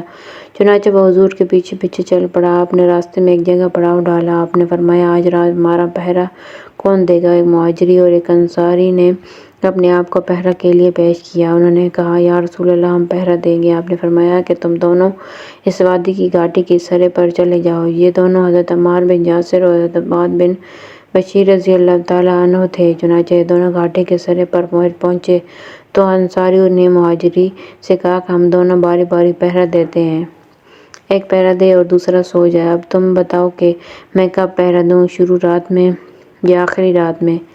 مہاجری نے کہا تم شروع رات میں پہرا دو۔ چنانچہ مہاجری لیٹ کر سو گئے اور انصاری کھڑے ہو کر نماز پڑھنے لگے۔ چنانچہ وہ آدمی آیا جس کی بیوی قتل ہوئی تھی۔ جب اس نے دور سے ایک آدمی کھڑے ہوا دیکھا تو وہ یہ سمجھا کہ یہ مسلمانوں کے لشکر کا جاسوس ہے۔ چنانچہ اس نے ایک تیر مارا جو ان جوان انصاری کو آ کر لگا۔ انصاری نے وہ تیر نکال کر پھینک دیا اور نماز میں کھڑے رہے۔ اس نے دوسرا تیر مارا، وہ بھی آ کر ان کو لگا۔ انہوں نے اسے بھی نکال کر پھینک دیا اور نماز میں کھڑے رہے۔ اس آدمی نے تیسرا تیر مارا، وہ بھی آ کر ان کو لگا۔ انہوں نے اسے بھی نکال کر پھینک دیا اور پھر رکوع اور سجدہ کر کے نماز پوری کی اور اسے اپنے ساتھی کو جگایا اور اس سے کہا اٹھ بیٹھو، میں تو زخمی ہو گیا ہوں۔ اور وہ مہاجری جلدی سے اٹھے۔ اس آدمی نے جب ایک کی جگہ دو کو دیکھا تو سمجھ گیا کہ ان دونوں حضرات کو اس کا پتہ چل گیا ہے، چنانچہ وہ تو بھاگ گیا۔ لیکن جب مہاجری نے انصاری کے جسم میں سے کئی جگہ خون بہتے ہوئے دیکھا تو انہوں نے کہا سبحان اللہ، جب اس نے آپ کو پہلا تیر مارا تو آپ نے مجھے اس وقت کیوں نہیں بتایا؟ انصاری نے کہا میں ایک سورت پڑھ رہا تھا تو میرا دل نہ چاہا کہ اسے ختم کرنے سے پہلے چھوڑ دوں، لیکن جب اس نے لگاتار مجھے تیر مارے تو میں نے نماز ختم کر کے آپ کو بتا دیا۔ اللہ کی قسم جس جگہ کے پہرے کا حضور صلی اللہ علیہ وسلم نے مجھے حکم دیا تھا، اگر اس جگہ کے پہرے کے رہ جانے کا خطرہ نہ ہوتا تو میں جان دے دیتا اور سورت کو بیچ میں نہ چھوڑتا۔ امام بہقی نے دلائل النبوہ میں اس روایت میں ذکر کیا ہے کہ حضرت عمار بن یاسر سو گئے اور حضرت عباد بن بشیر رضی اللہ تعالیٰ عنہ کھڑے ہو کر نماز پڑھنے لگے۔ حضرت عباد نے کہا کہ میں سورہ کہف نماز میں پڑھ رہا تھا اور میرا دل نہ چاہا کہ اسے ختم کرنے سے پہلے رکوع کر لوں۔ حضرت عبداللہ بن انس رضی اللہ تعالیٰ عنہ فرماتے ہیں کہ حضور صلی اللہ علیہ وآلہ وسلم نے مجھے بلایا اور فرمایا کہ مجھے خبر ملی ہے کہ خالد بن سفیان بن نیج ہزلی مجھ پر چڑھائی کرنے کے لیے لوگوں کو جمع کر رہا ہے، اس وقت وہ وارنا مقام پر ہے، تم جا کر اسے قتل کر دو۔ میں نے کہا یا رسول اللہ، آپ مجھے اس کا حلیہ بتا دیں تاکہ میں اسے پہچان لوں۔ حضور صلی اللہ علیہ وسلم نے فرمایا جب تم اسے دیکھو گے تو تمہیں اپنے جسم میں کپکپی محسوس ہوگی۔ چنانچہ میں گلے میں اپنی تلوار لٹکا کر چل پڑا۔ جب میں اس کے پاس پہنچا تو اپنی بیویوں کے ساتھ ارنا مقام پر تھا اور اپنی بیویوں کے لیے ٹھہرنے کی جگہ تلاش کر رہا تھا اور عصر کا وقت ہو چکا تھا۔ جب میں نے اسے دیکھا تو جیسے حضور نے بتایا تھا واقعی مجھے اپنے جسم میں کپکپی محسوس ہوئی۔ میں اس وقت اس کی طرف چل پڑا اور مجھے یہ ڈر لگا کہ کہیں ایسے نہ ہو کہ اسے قتل کرنے کی کوشش میں کچھ دیر لگ جائے اور نماز عصر جاتی رہے۔ چنانچہ میں نے نماز شروع کر دی۔ میں اس کی طرف چلتا بھی جا رہا تھا اور اشارے سے رکوع سجدے بھی کرتا جا رہا تھا۔ جب میں اس کے پاس پہنچا تو اس نے کہا یہ آدمی کون ہے؟ میں نے کہا میں عرب کا ایک آدمی ہوں جس نے یہ سنا ہے کہ تم لوگوں کو اس آدمی پر یعنی حضور پر چڑھائی کرنے کے لیے جمع کر رہے ہو، اس وجہ سے تمہارے پاس آیا ہوں۔ اس نے کہا ہاں میں اسی میں لگا ہوا ہوں۔ چنانچہ میں تھوڑی دیر اس کے ساتھ چلا۔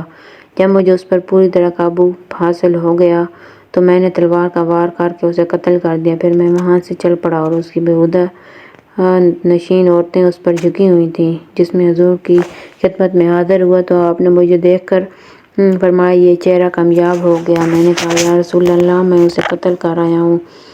آپ نے فرمایا تم ٹھیک کہتی ہو۔ پھر حضور صلی اللہ علیہ وسلم میرے ساتھ کھڑے ہوئے اور مجھے اپنے گھر لے گئے اور مجھے ایک لاٹھی دے کر فرمایا عبداللہ بن انیس اسے اپنے پاس سنبھال کر رکھنا۔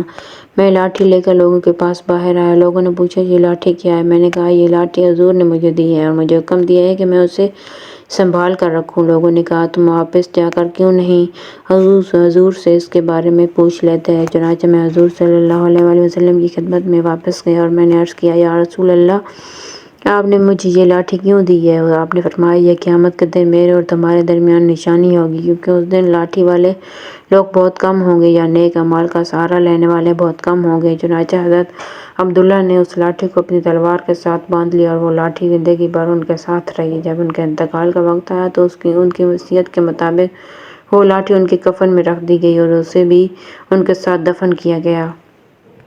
حضرت عروہ رضی اللہ تعالیٰ عنہ فرماتے ہیں کہ جب جنگ یرموک کے دن دونوں لشکر ایک دوسرے کے قریب ہوئے تو رومی سپہ سالار کبکلارا نے ایک عربی آدمی کو جاسوسی کے لیے بھیجا۔ اس حدیث کے آخر میں یہ ہے کہ کبکلار نے اس جاسوس سے پوچھا وہاں کیا دیکھ کر آئے ہو؟ اس نے کہا کہ وہ مسلمان رات میں عبادت گزار ہیں اور دن میں شاہ سوار ہیں۔ حضرت ابو اسحاق سے ایک لمبی حدیث مروی ہے جس میں یہ ہے کہ ہرقل نے اپنے لوگوں کو کہا پھر تمہیں کیا ہو گیا ہے کہ ہمیشہ شکست کھاتے ہو؟ تو ان کے بڑے سرداروں میں سے ایک بوڑھے نے کہا ہم اس وجہ سے شکست کھا جاتے ہیں کہ وہ مسلمان رات کو عبادت کرتے ہیں اور دن کو روزہ رکھتے ہیں۔ اللہ کے راستے میں نکل کر ذکر کرنا۔ حضرت سعید بن مسیب فرماتے ہیں کہ جب مسلمان مکہ میں فاتحانہ داخل ہو گئے تو صبح تک فتح کی یہ رات مسلمانوں نے تکبیر و تہلیل اور بیت اللہ کے طواف میں گزاری۔ تو حضرت ابو سفیان رضی اللہ تعالیٰ عنہ نے حضرت ہند سے کہا کیا تم دیکھ رہی ہو یہ سب اللہ کی طرف سے ہے؟ حضرت ہند نے کہا ہاں یہ اللہ کی طرف سے ہے۔ پھر صبح کو حضرت ابو سفیان حضور صلی اللہ علیہ وسلم کی خدمت میں گئے تو حضور صلی اللہ علیہ وسلم نے فرمایا تم نے ہند سے کہا تھا کہ کیا تم دیکھ رہی ہو یہ سب اللہ کی طرف سے ہے؟ تو ہند نے جواب میں کہا تھا ہاں یہ سب اللہ کی طرف سے ہے۔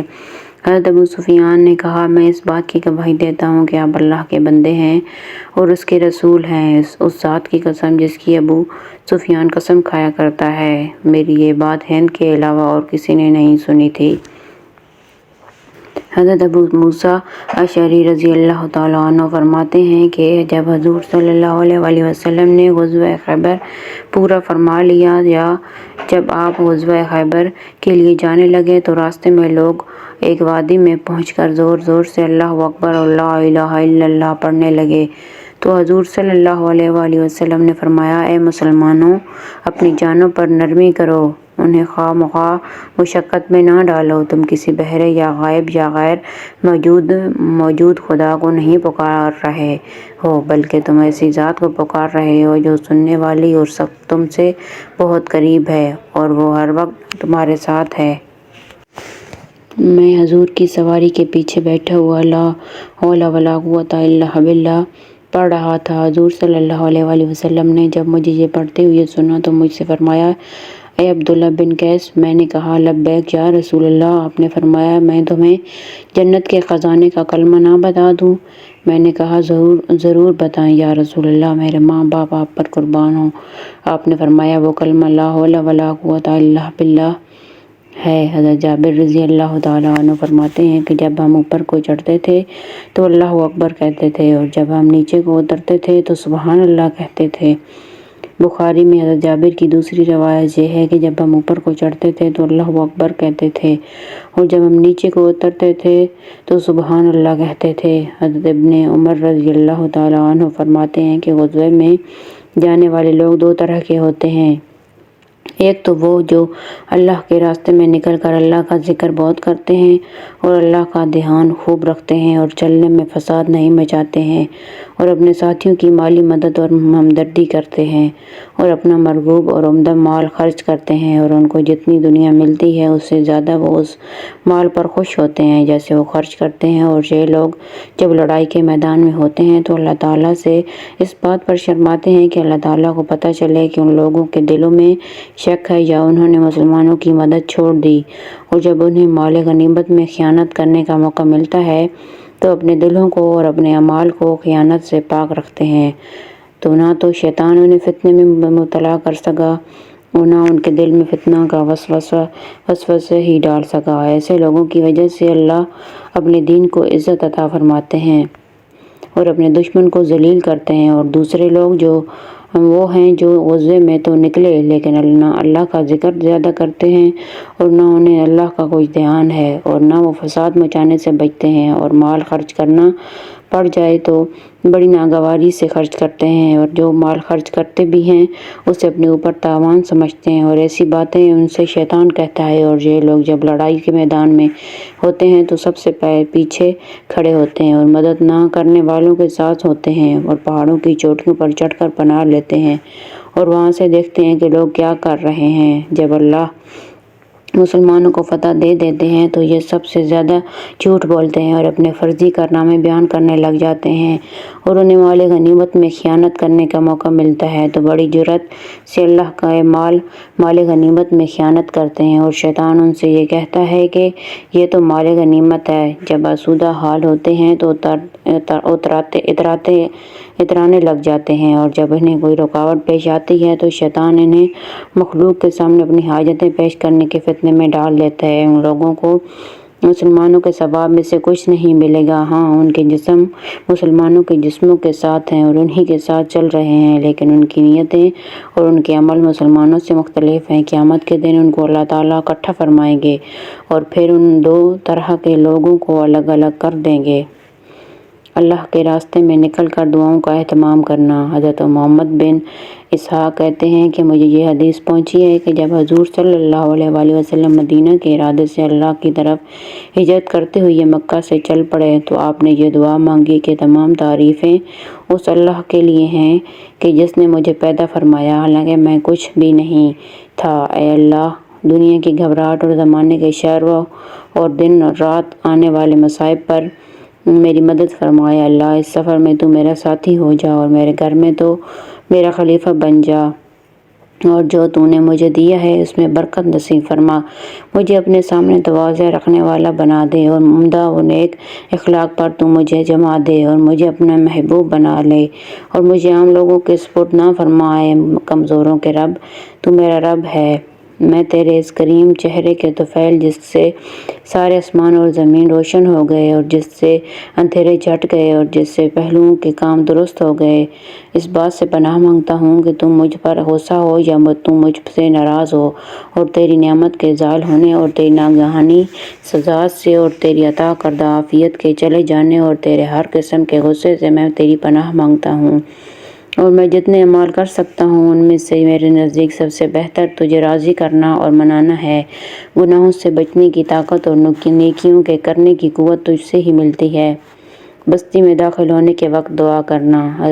حضرت ابو مروان اسلمی کے دادا فرماتے ہیں کہ ہم لوگ حضور اقدس صلی اللہ علیہ وآلہ وسلم کے ساتھ خیبر کی طرف روانہ ہوئے۔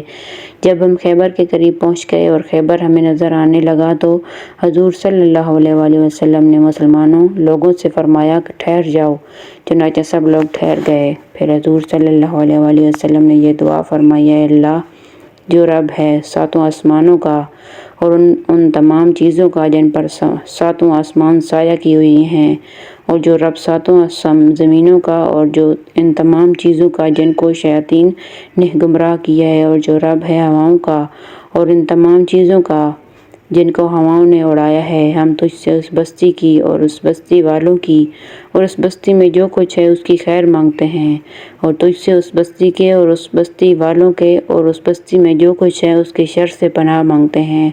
اور پھر فرمایا: بسم اللہ الرحمن الرحیم، پڑھ کر آگے بڑھو۔ طبرانی کی یہ روایات میں یہ ہے کہ آپ ہر بستی میں داخلے کے وقت یہ دعا پڑھا کرتے تھے۔ جنگ شروع کرتے وقت دعا کرنا۔ حضرت عمر رضی اللہ تعالیٰ عنہ فرماتے ہیں کہ جب جنگ بدر کے دن حضور صلی اللہ علیہ وآلہ وسلم نے اپنے صحابہ رضی اللہ تعالیٰ عنہ کی طرف دیکھا تو وہ 300 سے کچھ زیادہ تھے، اور جب مشرکین کی طرف دیکھا تو وہ 1000 سے زیادہ تھے، تو آپ قبلے کی طرف منہ کر کے کھڑے ہو گئے۔ آپ نے ایک چادر اوڑھی ہوئی تھی اور ایک لنگی باندھی ہوئی تھی۔ پھر آپ نے یہ دعا مانگی: اے اللہ، آپ نے مجھ سے جو وعدہ فرمایا ہے اسے پورا فرما۔ اے اللہ، اگر اہل اسلام کی یہ جماعت ہلاک ہو گئی تو پھر ان کے بعد روئے زمین پر تیری عبادت کبھی نہیں ہو سکے گی۔ حضور صلی اللہ علیہ وآلہ وسلم مسلسل اپنے رب سے مدد مانگتے رہے اور دعا فرماتے رہے، یہاں تک کہ آپ کی چادر زمین پر گر گئی۔ حضرت ابوبکر رضی اللہ تعالیٰ عنہ نے چادر اٹھا کر آپ کے اوپر ڈال دی، اور پھر وہ پیچھے سے حضور کو چمٹ گئے اور پھر کہا: یا رسول اللہ، آپ نے جو اپنے رب سے زور و شور سے مانگا ہے، آپ کا اتنا مانگنا ہی کافی ہے، کیونکہ اللہ تعالیٰ نے آپ سے جو وعدہ فرمایا ہے وہ اسے ضرور پورا فرمائیں گے۔ اس پر اللہ تعالیٰ نے یہ آیت نازل فرمائی: جب تم لگے فریاد کرنے اور اپنے رب سے تو وہ پہنچا تمہاری فریاد کو کہ میں مدد کو بھیجوں گا، تمہاری 1000 فرشتے لگاتار آنے والے۔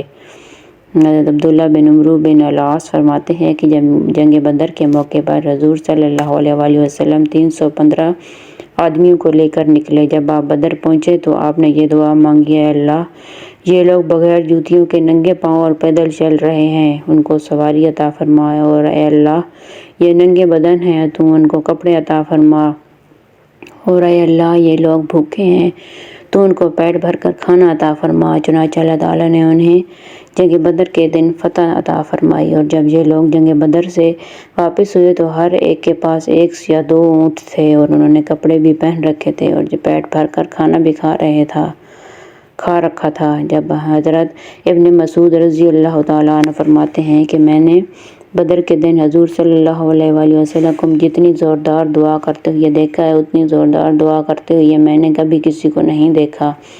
آپ فرما رہے تھے: اے اللہ، میں تجھے تیرے وعدہ اور تیرے عہد کا واسطہ دیتا ہوں، اے اللہ، اگر یہ جماعت ہلاک ہو گئی تو پھر تیری عبادت کبھی نہ ہو سکے گی۔ پھر آپ ہماری طرف متوجہ ہوئے اور آپ کے چہرے کی جانب روشنی کے مارے چاند کی طرح چمک رہی تھی، اور آپ نے فرمایا: گویا کہ میں اب دیکھ رہا ہوں کہ شام کو یہ کہاں کہاں گرے ہوئے پڑے ہوں گے۔ حضرت انس رضی اللہ تعالیٰ عنہ فرماتے ہیں کہ حضور صلی اللہ علیہ وآلہ وسلم جنگ احد کے دن فرما رہے تھے: اے اللہ، ہماری مدد فرما، اگر تو ہماری مدد نہ کرنا چاہے تو پھر روئے زمین پر کوئی تیری عبادت کرنے والا نہ رہے گا۔ حضرت ابو سعید خدری رضی اللہ تعالیٰ عنہ فرماتے ہیں کہ غزوہ خندق کے دن ہم لوگوں نے عرض کیا: یا رسول اللہ، کیا اس موقع پر پڑھنے کے لیے کوئی دعا ہے جسے ہم پڑھیں، کیونکہ کلیجے منہ کو آ چکے ہیں؟ آپ نے فرمایا: ہاں، اے اللہ، تو ہماری جملہ ایوب کی پردہ پوشی فرما اور ہمارے خوف کو امن و امان سے بدل دے۔ حضرت ابو سعید فرماتے ہیں کہ ہم نے یہ دعا پڑھنی شروع کر دی، جس کی برکت سے اللہ تعالیٰ نے سخت ہوا بھیج کر اپنے دشمنوں کے چہروں کو پھیر دیا۔ حضرت جابر رضی اللہ تعالیٰ عنہ فرماتے ہیں کہ حضور اقدس صلی اللہ علیہ وآلہ وسلم مسجد احزاب تشریف لے گئے اور اپنی چادر رکھ کر کھڑے ہو گئے اور ہاتھ اٹھا کر ان کافروں کے خلاف بددعا کرنے لگے، اور اس موقع پر آپ نے کوئی نفل نماز نہ پڑھی۔ آپ پھر دوبارہ وہاں تشریف لے گئے اور ان کے لیے بددعا کی اور نماز پڑھی۔ حضور صلی اللہ علیہ وآلہ وسلم نے عذاب کے لیے ان الفاظ سے بدعا فرمائی: اے کتاب کو اتارنے والے اور جلدی حساب لینے والے اللہ، ان احزاب گروہوں کو شکست دے۔ اے اللہ، ان کو شکست دے اور ان کے قدموں کو اکھیڑ دے۔ اور یہ ایک روایت میں ہے، یہ الفاظ ہیں: اے اللہ، انہیں شکست دے اور ان کے خلاف ہماری مدد فرما۔ اور بخاری میں حضرت ابو ہریرہ رضی اللہ تعالیٰ عنہ سے روایت ہے کہ حضور صلی اللہ علیہ وآلہ وسلم نے یہ دعا فرما رہے تھے: اللہ کے علاوہ کوئی معبود نہیں، وہ اکیلا ہے، اس نے اپنے لشکر کو عزت دی اور اپنے بندے کی مدد کی اور اکیلا ہی تمام احزاب پر غالب آ گیا، اس کے بعد کوئی چیز نہیں۔ جنگ کے وقت دعا کرنا۔ حضرت علی رضی اللہ تعالیٰ عنہ فرماتے ہیں کہ جنگ بدر کے دن میں تھوڑی دیر لڑنے کے بعد جلدی سے حضور صلی اللہ علیہ وآلہ وسلم کو دیکھنے گیا کہ آپ اس وقت کیا کر رہے ہیں۔ جب میں آپ کے پاس پہنچا تو میں نے دیکھا کہ آپ سجدے میں سر رکھے ہوئے فرما رہے ہیں: یا حیو یا قیوم، یا حیو یا قیوم۔ ان کلمات کے علاوہ مزید اور کچھ نہیں فرما رہے تھے۔ میں واپس جا کر پھر لڑنے لگ گیا۔ پھر دوبارہ میں حضور صلی اللہ علیہ وآلہ وسلم کی خدمت میں آیا تو آپ اسی طرح سجدے میں سر رکھے ہوئے وہی الفاظ فرما رہے تھے۔ پھر میں لڑنے چلا گیا۔ اس کے بعد پھر میں تیسری مرتبہ حضور صلی اللہ علیہ وآلہ وسلم کی خدمت میں حاضر ہوا تو آپ سجدے میں سر رکھے ہوئے تھے، انہی کلمات کو دہرا رہے تھے، یہاں تک کہ اللہ تعالیٰ نے آپ کے ہاتھوں فتح عطا فرمائی۔ جنگ کی رات میں دعا کرنا۔ حضرت علی رضی اللہ تعالیٰ عنہ فرماتے ہیں کہ حضور صلی اللہ علیہ وآلہ وسلم جنگ بدر کی اس رات میں نماز پڑھتے رہے اور یہ دعا فرماتے رہے: اے اللہ، اگر یہ جماعت ہلاک ہو گئی تو پھر تیری عبادت نہ ہو سکے گی۔ اور اس رات مسلمانوں پر بارش بھی ہوئی تھی، جس سے آسان ہو گیا تھا۔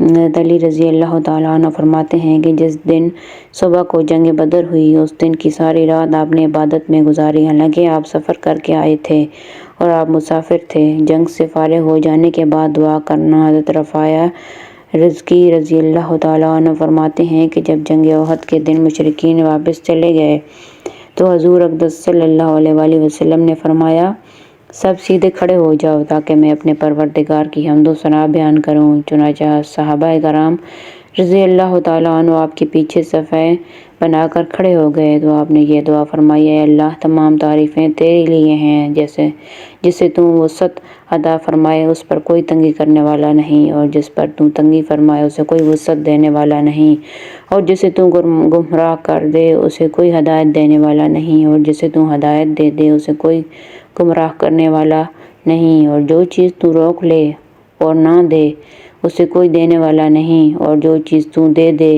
اسے کوئی روکنے والا نہیں، اور جس چیز کو تو دور کر دے اسے کوئی قریب کرنے والا نہیں، اور جسے تو قریب کر دے اسے کوئی دور کرنے والا نہیں۔ اور اے اللہ، تو ہم پر اپنی برکتیں اور اپنی رحمت اور اپنا فضل اور اپنا رزق وسیع فرما دے۔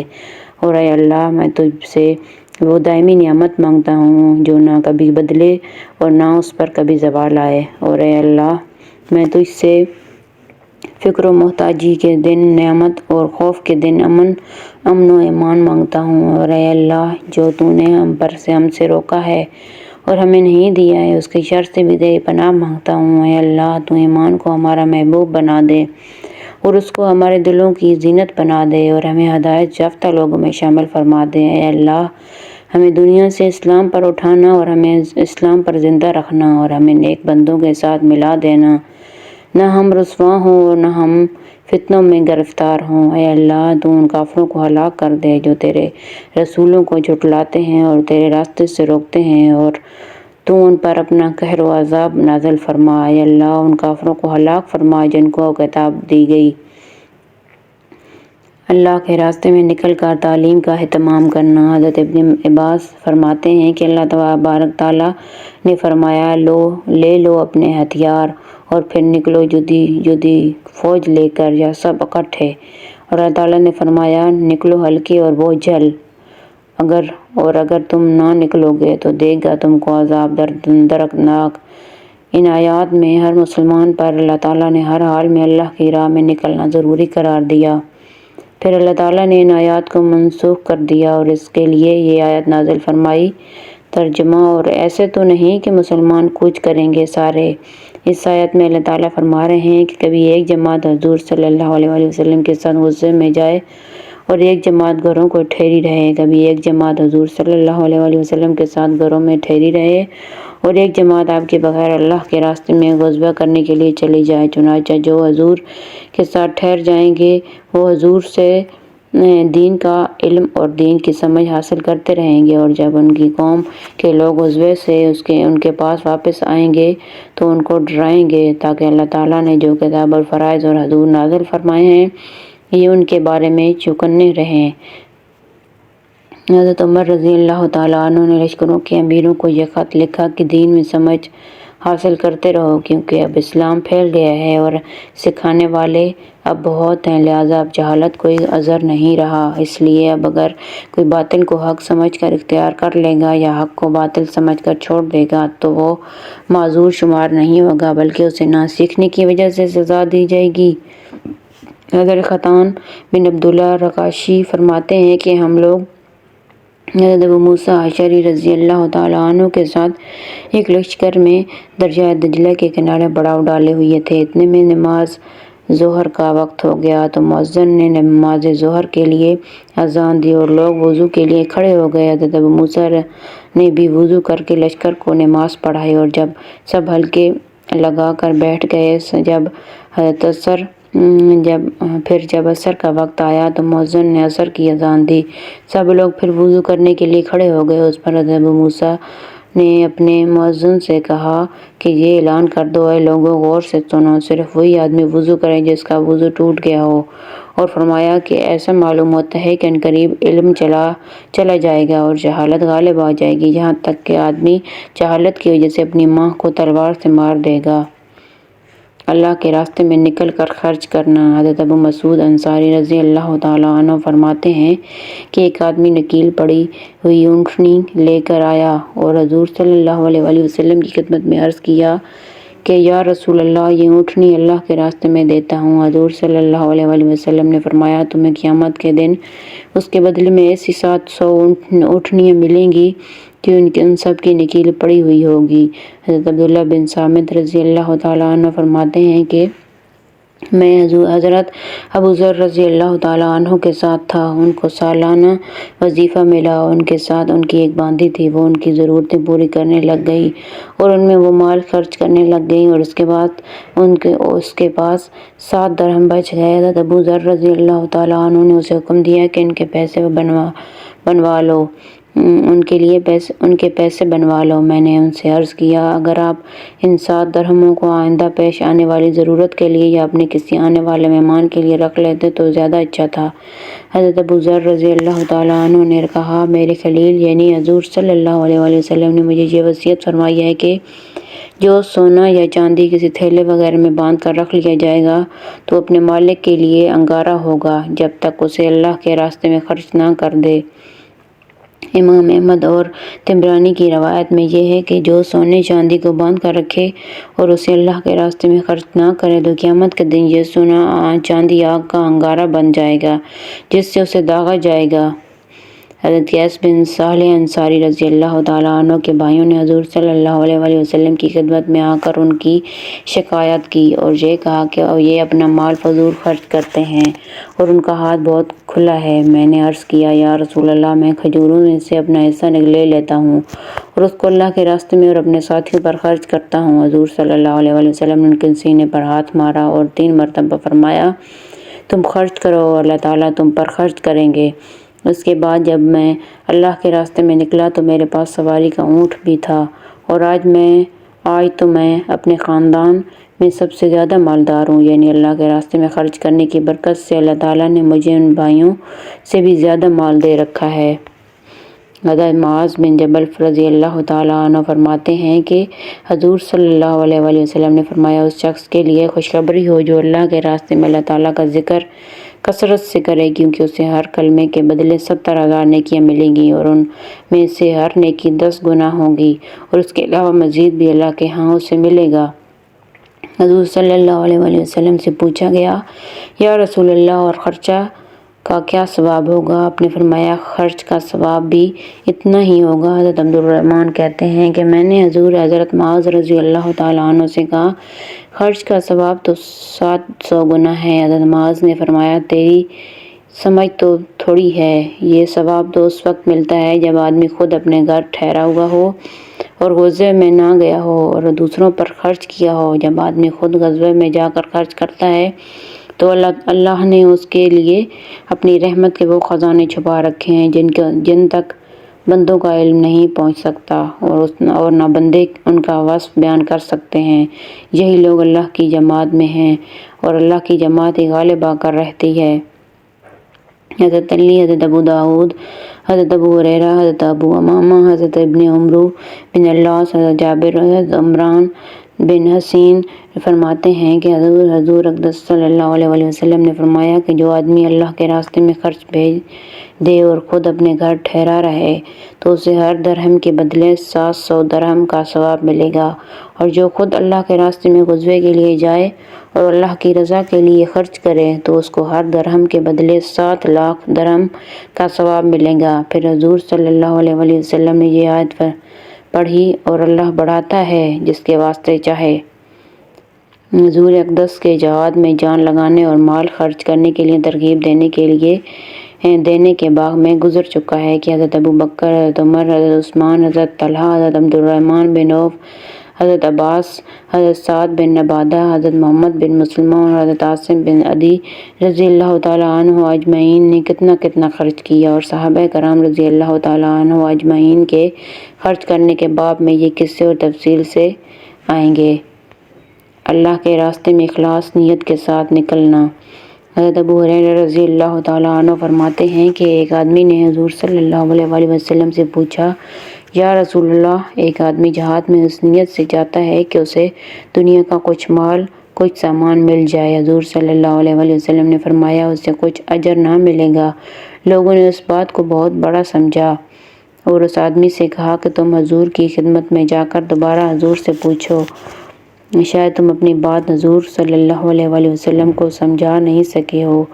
اس آدمی نے کہا یا رسول اللہ، ایک آدمی جہاد میں اس نیت سے جاتا ہے کہ وہ دنیا کا کچھ سامان حاصل کرنا چاہتا ہے۔ آپ نے فرمایا اسے کوئی اجر نہیں ملے گا۔ لوگوں نے اس بات کو بہت بڑا سمجھا اور اس آدمی سے کہا جاؤ پھر حضور صلی اللہ علیہ وسلم سے پوچھو۔ چنانچہ اس نے تیسری مرتبہ حضور صلی اللہ علیہ وسلم کی خدمت میں جا کر عرض کیا کہ ایک آدمی جہاد فی سبیل اللہ میں اس نیت سے جانا چاہتا ہے کہ اسے دنیا کا کچھ مال سامان مل جائے۔ حضور صلی اللہ علیہ وسلم نے فرمایا اسے کوئی اجر نہیں ملے گا۔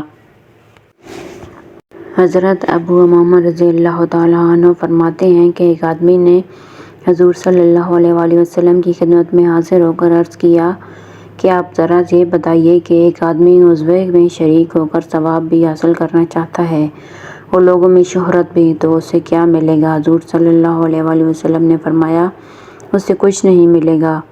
اس آدمی نے اپنا سوال 3 مرتبہ دہرایا۔ حضور صلی اللہ علیہ وسلم ہر دفعہ اسے یہی جواب دیتے رہے کہ اسے کچھ نہیں ملے گا۔ پھر آپ نے فرمایا کہ اللہ تعالیٰ صرف وہی عمل قبول فرماتے ہیں جو خالص ہو اور اللہ تعالیٰ کی رضا کے لیے کیا گیا ہو۔ حضرت عاصم بن عمر بن قتادہ رضی اللہ تعالیٰ عنہ فرماتے ہیں کہ ہم لوگوں میں ایک پردیسی آدمی رہتا تھا، اسے کوئی جانتا نہیں تھا کہ وہ کون ہے۔ لوگ اسے قزرمان کہتے تھے۔ جب بھی اس کا تذکرہ ہوتا تو حضور صلی اللہ علیہ وسلم فرماتے کہ یہ تو دوزخ والوں میں سے ہے۔ جنگ احد کے دن اس نے خوب زور و شور سے لڑائی کی اور اس نے اکیلے ہی 7-8 مشرکوں کو قتل کر ڈالا، اور وہ بڑا جنگجو اور بہادر تھا۔ آخر وہ زخموں سے نڈھال ہو گیا تو اسے بنو ظفر کے محلے میں اٹھا کر لایا گیا تو بہت سے مسلمان اسے کہنے لگے اے قزرمان، آج تو بڑی بہادری سے لڑے ہو، تمہیں خوشخبری ہو۔ اس نے کہا مجھے کس چیز کی خوشخبری ہو؟ اللہ کی قسم میں نے تو صرف اپنی قوم کی ناموری کے لیے یہ لڑائی لڑی ہے، اگر میرا مقصد یہ نہ ہوتا تو میں ہرگز نہ لڑتا۔ چنانچہ جب اس کے زخموں کی تکلیف بڑھ گئی تو اس نے اپنے ترکش میں سے ایک تیر نکالا اور اس سے خودکشی کر لی۔ ابو ہریرہ رضی اللہ تعالیٰ عنہ فرمایا کرتے تھے کہ مجھے ایسا آدمی بتاؤ جو جنت میں تو جائے گا لیکن اس نے نماز کوئی نہیں پڑھی۔ جب لوگ اس کے بارے میں لاعلمی کا اظہار کرتے تو ان سے پوچھتے کہ وہ کون ہے تو وہ فرماتے کہ بنو عبد الاشہل کے اسیرم ہیں جن کا نام عمرو بن ثابت بن عکیش ہے۔ حضرت حسین فرماتے ہیں کہ میں نے حضرت محمد بن لبید سے پوچھا کہ حضرت اسیرم کا کیا قصہ ہے تو انہوں نے بتایا کہ ان کی قوم ان کو اسلام کی دعوت دیا کرتی تھی لیکن یہ ہمیشہ انکار کر دیتے۔ جنگ احد کے دن ایک دم ان کے دل میں اسلام لانے کا خیال پیدا ہوا اور وہ مسلمان ہو گئے اور اپنی تلوار لے کر چل پڑے اور ایک کنارے سے مجمع میں جا کر لڑائی شروع کر دی، یہاں تک کہ زخموں سے نڈھال ہو کر گر پڑے۔ لڑائی کے بعد قبیلہ بنو الاشہل کے لوگ میدان جنگ میں شہید ہونے والے اور اپنے ساتھیوں کو تلاش کرنے لگے تو ان کی نگاہ حضرت اسیرم پر پڑی تو وہ کہنے لگے، اللہ کی قسم یہ تو اسیرم ہیں، یہ یہاں کیسے آ گئے؟ ہم تو ان کو مدینہ میں چھوڑ کر آئے تھے اور یہ تو ہمیشہ اسلام کی اس بات کا انکار کیا کرتے تھے۔ تو ان لوگوں نے حضرت اسیرم سے پوچھا، اے عمرو آپ یہاں کیسے آئے؟ اپنی قوم کی ہمدردی میں یا اسلام کے شوق میں؟ انہوں نے کہا، نہیں، اسلام کے شوق میں۔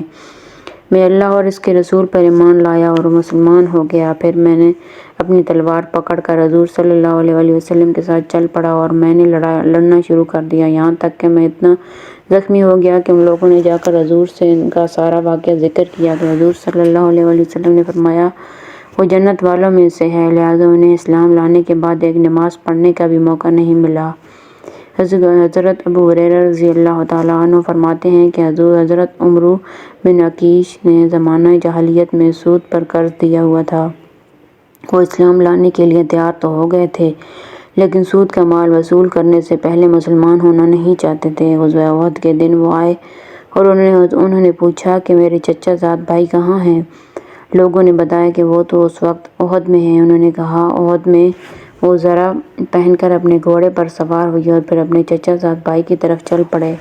جب مسلمانوں نے ان کو آتے ہوئے دیکھا تو ان سے کہا، اے عمرو ہم سے پڑے رہو۔ انہوں نے کہا، میں تو ایمان لا چکا ہوں۔ اس کے بعد انہوں نے کافروں سے خوب زور و شور سے جنگ کی، یہاں تک کہ زخمی ہو گئے، پھر ان کو زخمی حالت میں اٹھا کر ان کے گھر والوں کے پاس پہنچایا گیا۔ وہاں ان کے پاس حضرت سعد بن معاذ آئے اور انہوں نے ان کی بہن سے کہا کہ ان سے پوچھو کہ یہ غزوہ احد میں اپنی قوم کی حمایت میں شریک ہوئے تھے یا اللہ اور اس کے رسول کی وجہ سے غصے میں آ کر؟ انہوں نے کہا، نہیں، اللہ اور اس کے رسول کی وجہ سے غصے میں آ کر غزوہ احد میں شریک ہوا تھا۔ اس کے بعد ان کا انتقال ہو گیا اور وہ یہ جنت میں داخل ہو گئے، حالانکہ ان کو اللہ کے لیے ایک بھی نماز پڑھنے کا موقع نہ ملا۔ حضرت شداد بن حاد فرماتے ہیں کہ ایک دیہاتی آدمی حضور صلی اللہ علیہ وسلم کی خدمت میں آیا اور آپ پر ایمان لایا اور آپ کی پوری طرح اتباع کیا۔ چنانچہ اس نے کہا کہ میں بھی ہجرت کر کے آپ کے ساتھ رہوں گا۔ جب غزوہ خیبر میں حضور صلی اللہ علیہ وسلم کو مال غنیمت ملا تو آپ نے وہ صحابہ میں تقسیم فرما دیا۔ آپ نے اس مال غنیمت میں سے اس کا حصہ اس کے ساتھیوں کو دے دیا۔ وہ اس وقت اپنے ساتھیوں کے جانور چرانے گیا ہوا تھا۔ جب وہ واپس آیا تو ساتھیوں نے اس کا حصہ دیا تو اس نے کہا، یہ کیا ہے؟ ساتھیوں نے کہا، یہ تمہارا حصہ ہے جو حضور صلی اللہ علیہ وسلم نے تمہارے لیے لی ہے۔ اس نے کہا، حضور کی خدمت میں جا کر عرض کیا، میں نے اس مال لینے کے لیے تو آپ کا اتباع نہیں کیا تھا، میں نے آپ کا اتباع اس لیے کیا تھا تاکہ مجھے گلے کی طرف اشارہ کرتے ہوئے یہاں تیر لگے اور میں مر جاؤں اور میں جنت میں چلا جاؤں۔ حضور صلی اللہ علیہ وسلم نے فرمایا، اگر تمہاری نیت سچی ہے تو اللہ تعالیٰ اسے ضرور پورا فرما دیں گے۔ پھر صحابہ رضی اللہ تعالیٰ عنہ دشمن سے لڑنے کے لیے اٹھ کھڑے ہوئے۔ یہ دیہاتی بھی لڑائی میں شریک ہوئے اور زخمی ہو گئے اور ان کو اٹھا کر حضور کی خدمت میں لایا گیا اور جہاں اس نے اشارہ کر کے بتایا تھا وہاں ہی اسے تیر لگا ہوا تھا۔ حضور نے فرمایا، یہ وہی ہے؟ صحابہ رضی اللہ تعالیٰ عنہ نے کہا، جی ہاں۔ آپ نے فرمایا، اس کی نیت سچی تھی اس لیے اللہ نے پوری کر دی۔ حضور صلی اللہ علیہ وسلم نے اسے اپنے جبہ میں کفن دیا اور اس کا جنازہ آگے رکھ کر آپ نے اس کی نماز جنازہ پڑھائی اور نماز جنازہ میں اس کے لیے دعا کرتے ہوئے آپ کے یہ الفاظ ذرا اونچی آواز سے سنے گئے، اے اللہ، یہ تیرا بندہ ہے، تیرے راستے میں ہجرت کر کے نکلا تھا اور اب شہید ہو کر قتل ہوا ہے اور میں اس کا گواہ ہوں۔ حضرت انس فرماتے ہیں کہ ایک آدمی حضور صلی اللہ علیہ وسلم کے پاس آیا اور کہنے لگا یا رسول اللہ میں کالے رنگ کا آدمی ہوں، میرا چہرہ بدصورت ہے اور میرے پاس مال بھی کچھ نہیں ہے، اگر میں ان کفار سے لڑتے ہوئے مر جاؤں تو کیا میں جنت میں داخل ہو جاؤں گا؟ حضور صلی اللہ علیہ وآلہ وسلم نے فرمایا ہاں۔ یہ سن کر وہ آگے بڑھا اور کافروں سے لڑائی شروع کر دی یہاں تک کہ شہید ہو گیا۔ حضور صلی اللہ علیہ وآلہ وسلم اس کے پاس تشریف لے گئے، وہ شہید ہو چکے تھے، تو آپ نے فرمایا اب تو اللہ تعالیٰ نے تمہارا چہرہ خوبصورت بنا دیا ہے اور تجھے خوشبودار بنا دیا ہے اور تمہارا مال زیادہ کر دیا، اور فرمایا کہ میں نے حور العین میں سے ان کی 2 بیویاں دیکھی ہیں جو اس کے جسم اور اس کے جبہ کے درمیان داخل ہونے کے لیے جھگڑ رہی ہیں۔ حضرت عمرو بن العاص فرماتے ہیں کہ حضور اقدس صلی اللہ علیہ وآلہ وسلم نے میرے پاس یہ پیغام بھیجا کہ کپڑے پہن کر اور ہتھیار لگا کر میرے پاس آ جاؤ، چنانچہ میں تیار ہو کر آپ کی خدمت میں حاضر ہوا۔ آپ نے فرمایا میں تمہیں ایک لشکر کا امیر بنا کر بھیجنا چاہتا ہوں، اللہ تعالیٰ تمہیں سلامت بھی رکھے گا اور تمہیں مال غنیمت بھی دے گا، اور میں بھی اس مال میں سے تمہیں عمدہ مالدار دوں گا۔ اس پر میں نے کہا میں تو مال کی وجہ سے اسلام نہیں لایا بلکہ مسلمان بننے کے شوق میں نے اسلام کو قبول کیا۔ آپ نے فرمایا اے عمرو، بھلے آدمی کے لیے عمدہ مال بہترین چیز ہے، میں تو 2 درجے سے اسلام لایا ہوں، ایک تو مجھے مسلمان بننے کا شوق تھا اور دوسرے میں آپ کے ساتھ رہنا چاہتا تھا۔ آپ نے فرمایا ٹھیک ہے، لیکن عمدہ مال بھلے آدمی کے لیے بہترین چیز ہے۔ کچھ لوگ مختار بن ابی عبید کے والد حضرت ابو المختار کے پاس کوفہ میں جسرابی عبید پر جمع ہوئے تھے، جہاں حضرت ابو عبید ثقفی رضی اللہ تعالیٰ عنہ 13 ہجری میں اپنے لشکر سمیت شہید ہوئے تھے، اور حضرت ابو عبید کے لشکر کے تمام آدمی شہید کر دیے گئے تھے، صرف 2 یا 3 آدمی بچے تھے۔ انہوں نے اپنی تلواریں لے کر زور سے دشمن پر حملہ کیا کہ ان کی صفیں چیٹ کر باہر نکل آئے اور یوں بچ گئے، اور پھر یہ تینوں حضرات مدینہ آئے۔ ایک مرتبہ یہ تینوں حضرات ان شہید ہونے والوں کا تذکرہ کر رہے تھے کہ اتنے میں حضرت عمر رضی اللہ تعالیٰ عنہ باہر نکلے اور انہوں نے کہا مجھے بتاؤ تم لوگ ان کے بارے میں کیا کہہ رہے تھے؟ انہوں نے کہا ہم ان کے بارے میں استغفار کر رہے تھے اور ان کے لیے دعا کر رہے تھے۔ حضرت عمر نے فرمایا تو تم نے ان کے بارے میں جو کچھ کہا تھا وہ مجھے بتا دو ورنہ میں تمہیں سخت سزا دوں گا۔ انہوں نے کہا ہم نے ان کے بارے میں کہا تھا کہ یہ لوگ شہید ہیں۔ حضرت عمر نے فرمایا اس ذات کی قسم جس کے علاوہ کوئی معبود نہیں، اور اس ذات کی قسم جس نے حضرت محمد صلی اللہ علیہ وآلہ وسلم کو حق دے کر بھیجا اور جس کے حکم کے بغیر قیامت قائم نہیں ہوگی، اللہ کے نبی کے علاوہ اور کسی بھی مرنے والے کو اللہ کے ہاں کیا ملا ہے اسے کوئی بھی زندہ انسان نہیں جانتا ہے، البتہ اللہ کے نبی کے بارے میں یقیناً معلوم ہے کہ اللہ تعالیٰ نے ان کے اگلے پچھلے تمام گناہ معاف کر دیے ہیں۔ اس ذات کی قسم جس کے علاوہ کوئی معبود نہیں، اس ذات کی قسم جس نے حق اور ہدایت دے کر محمد کو بھیجا، جس کے حکم کے بغیر قیامت قائم نہ ہوگی۔ کوئی دنیا حاصل کرنے کے لیے لڑتا ہے اور کوئی مال لینے کے لیے، اور ان تمام لڑنے والوں کو اللہ کے ہاں وہی ملے گا جو ان کے دلوں میں ہے۔ حضرت مالک بن اویس بن حدثان رضی اللہ تعالیٰ عنہ فرماتے ہیں کہ ایک دفعہ ہم لوگوں نے ایک لشکر کا تذکرہ کیا جو حضرت عمر رضی اللہ تعالیٰ عنہ کے زمانے میں اللہ کے راستے میں شہید ہو گیا تھا، چنانچہ ہم میں سے کسی نے تو یہ کہا کہ یہ سب اللہ کے لیے کام کرنے والے تھے اور اللہ کے راستے میں نکلے ہوئے تھے، اللہ تعالیٰ ان کو ضرور اجر و ثواب عطا فرمائیں گے، اور کسی نے یہ کہا کہ اللہ تعالیٰ ان کو قیامت کے دن اسی نیت پر اٹھائیں گے کہ جس پر اللہ نے ان کو موت دی ہے۔ اس پر حضرت عمر رضی اللہ تعالیٰ عنہ نے فرمایا ہاں اس ذات کی قسم جس کے قبضے میں میری جان ہے، اللہ ان کو اسی نیت پر اٹھائیں گے جس پر اللہ نے ان کو موت دی ہے، کیونکہ کوئی آدمی تو دکھاوے اور شہرت کے لیے لڑتا ہے اور کوئی دنیا لینے کے لیے لڑتا ہے، اور کسی کو جنگ سے بچنے کا کوئی راستہ نہیں ملتا ہے اس لیے وہ مجبور ہو کر لڑتا ہے، اور کوئی اللہ سے ثواب لینے کے لیے لڑتا ہے اور ہر طرح کی تکلیفوں پر صبر کرتا ہے، یہ ثواب کے لیے لڑنے والے شہید ہی ہیں۔ لیکن مجھے ضرور معلوم ہے کہ اس قبر والے یعنی رسول اللہ صلی اللہ علیہ وآلہ وسلم کے پچھلے تمام گناہ معاف ہو چکے ہیں۔ حضرت مسروق رضی اللہ تعالیٰ عنہ فرماتے ہیں کہ ایک مرتبہ حضرت عمر کی مجلس میں شہیدوں کا ذکر آیا تو حضرت عمر نے لوگوں سے پوچھا تم شہید کیسے سمجھتے ہو؟ لوگوں نے کہا ہے ارے امیر المومنین، ان جنگوں میں جو مسلمان قتل ہو رہے ہیں وہ سب شہید ہیں۔ اس پر آپ نے فرمایا پھر تو تمہارے شہداء بہت ہو جائیں گے۔ میں تمہیں اس بارے میں بتاتا ہوں، بہادری اور بزدلی لوگوں کی طبعی چیزیں ہیں، اللہ جس کی طبیعت جیسی چاہے بنا دیں۔ بہادر آدمی تو جذبت سے لڑتا ہے اور اپنے گھر والوں کے پاس واپس جانے کی پرواہ بھی نہیں کرتا، اور بزدل آدمی اپنی بیوی کی وجہ سے میدان جنگ سے بھاگ جاتا ہے۔ اور شہید وہ ہے جو اللہ سے اجر و ثواب لینے کی نیت سے اپنی جان پیش کرے، اور کامل مسلمان وہ ہے جس کی زبان اور ہاتھ سے سارے مسلمان محفوظ رہیں۔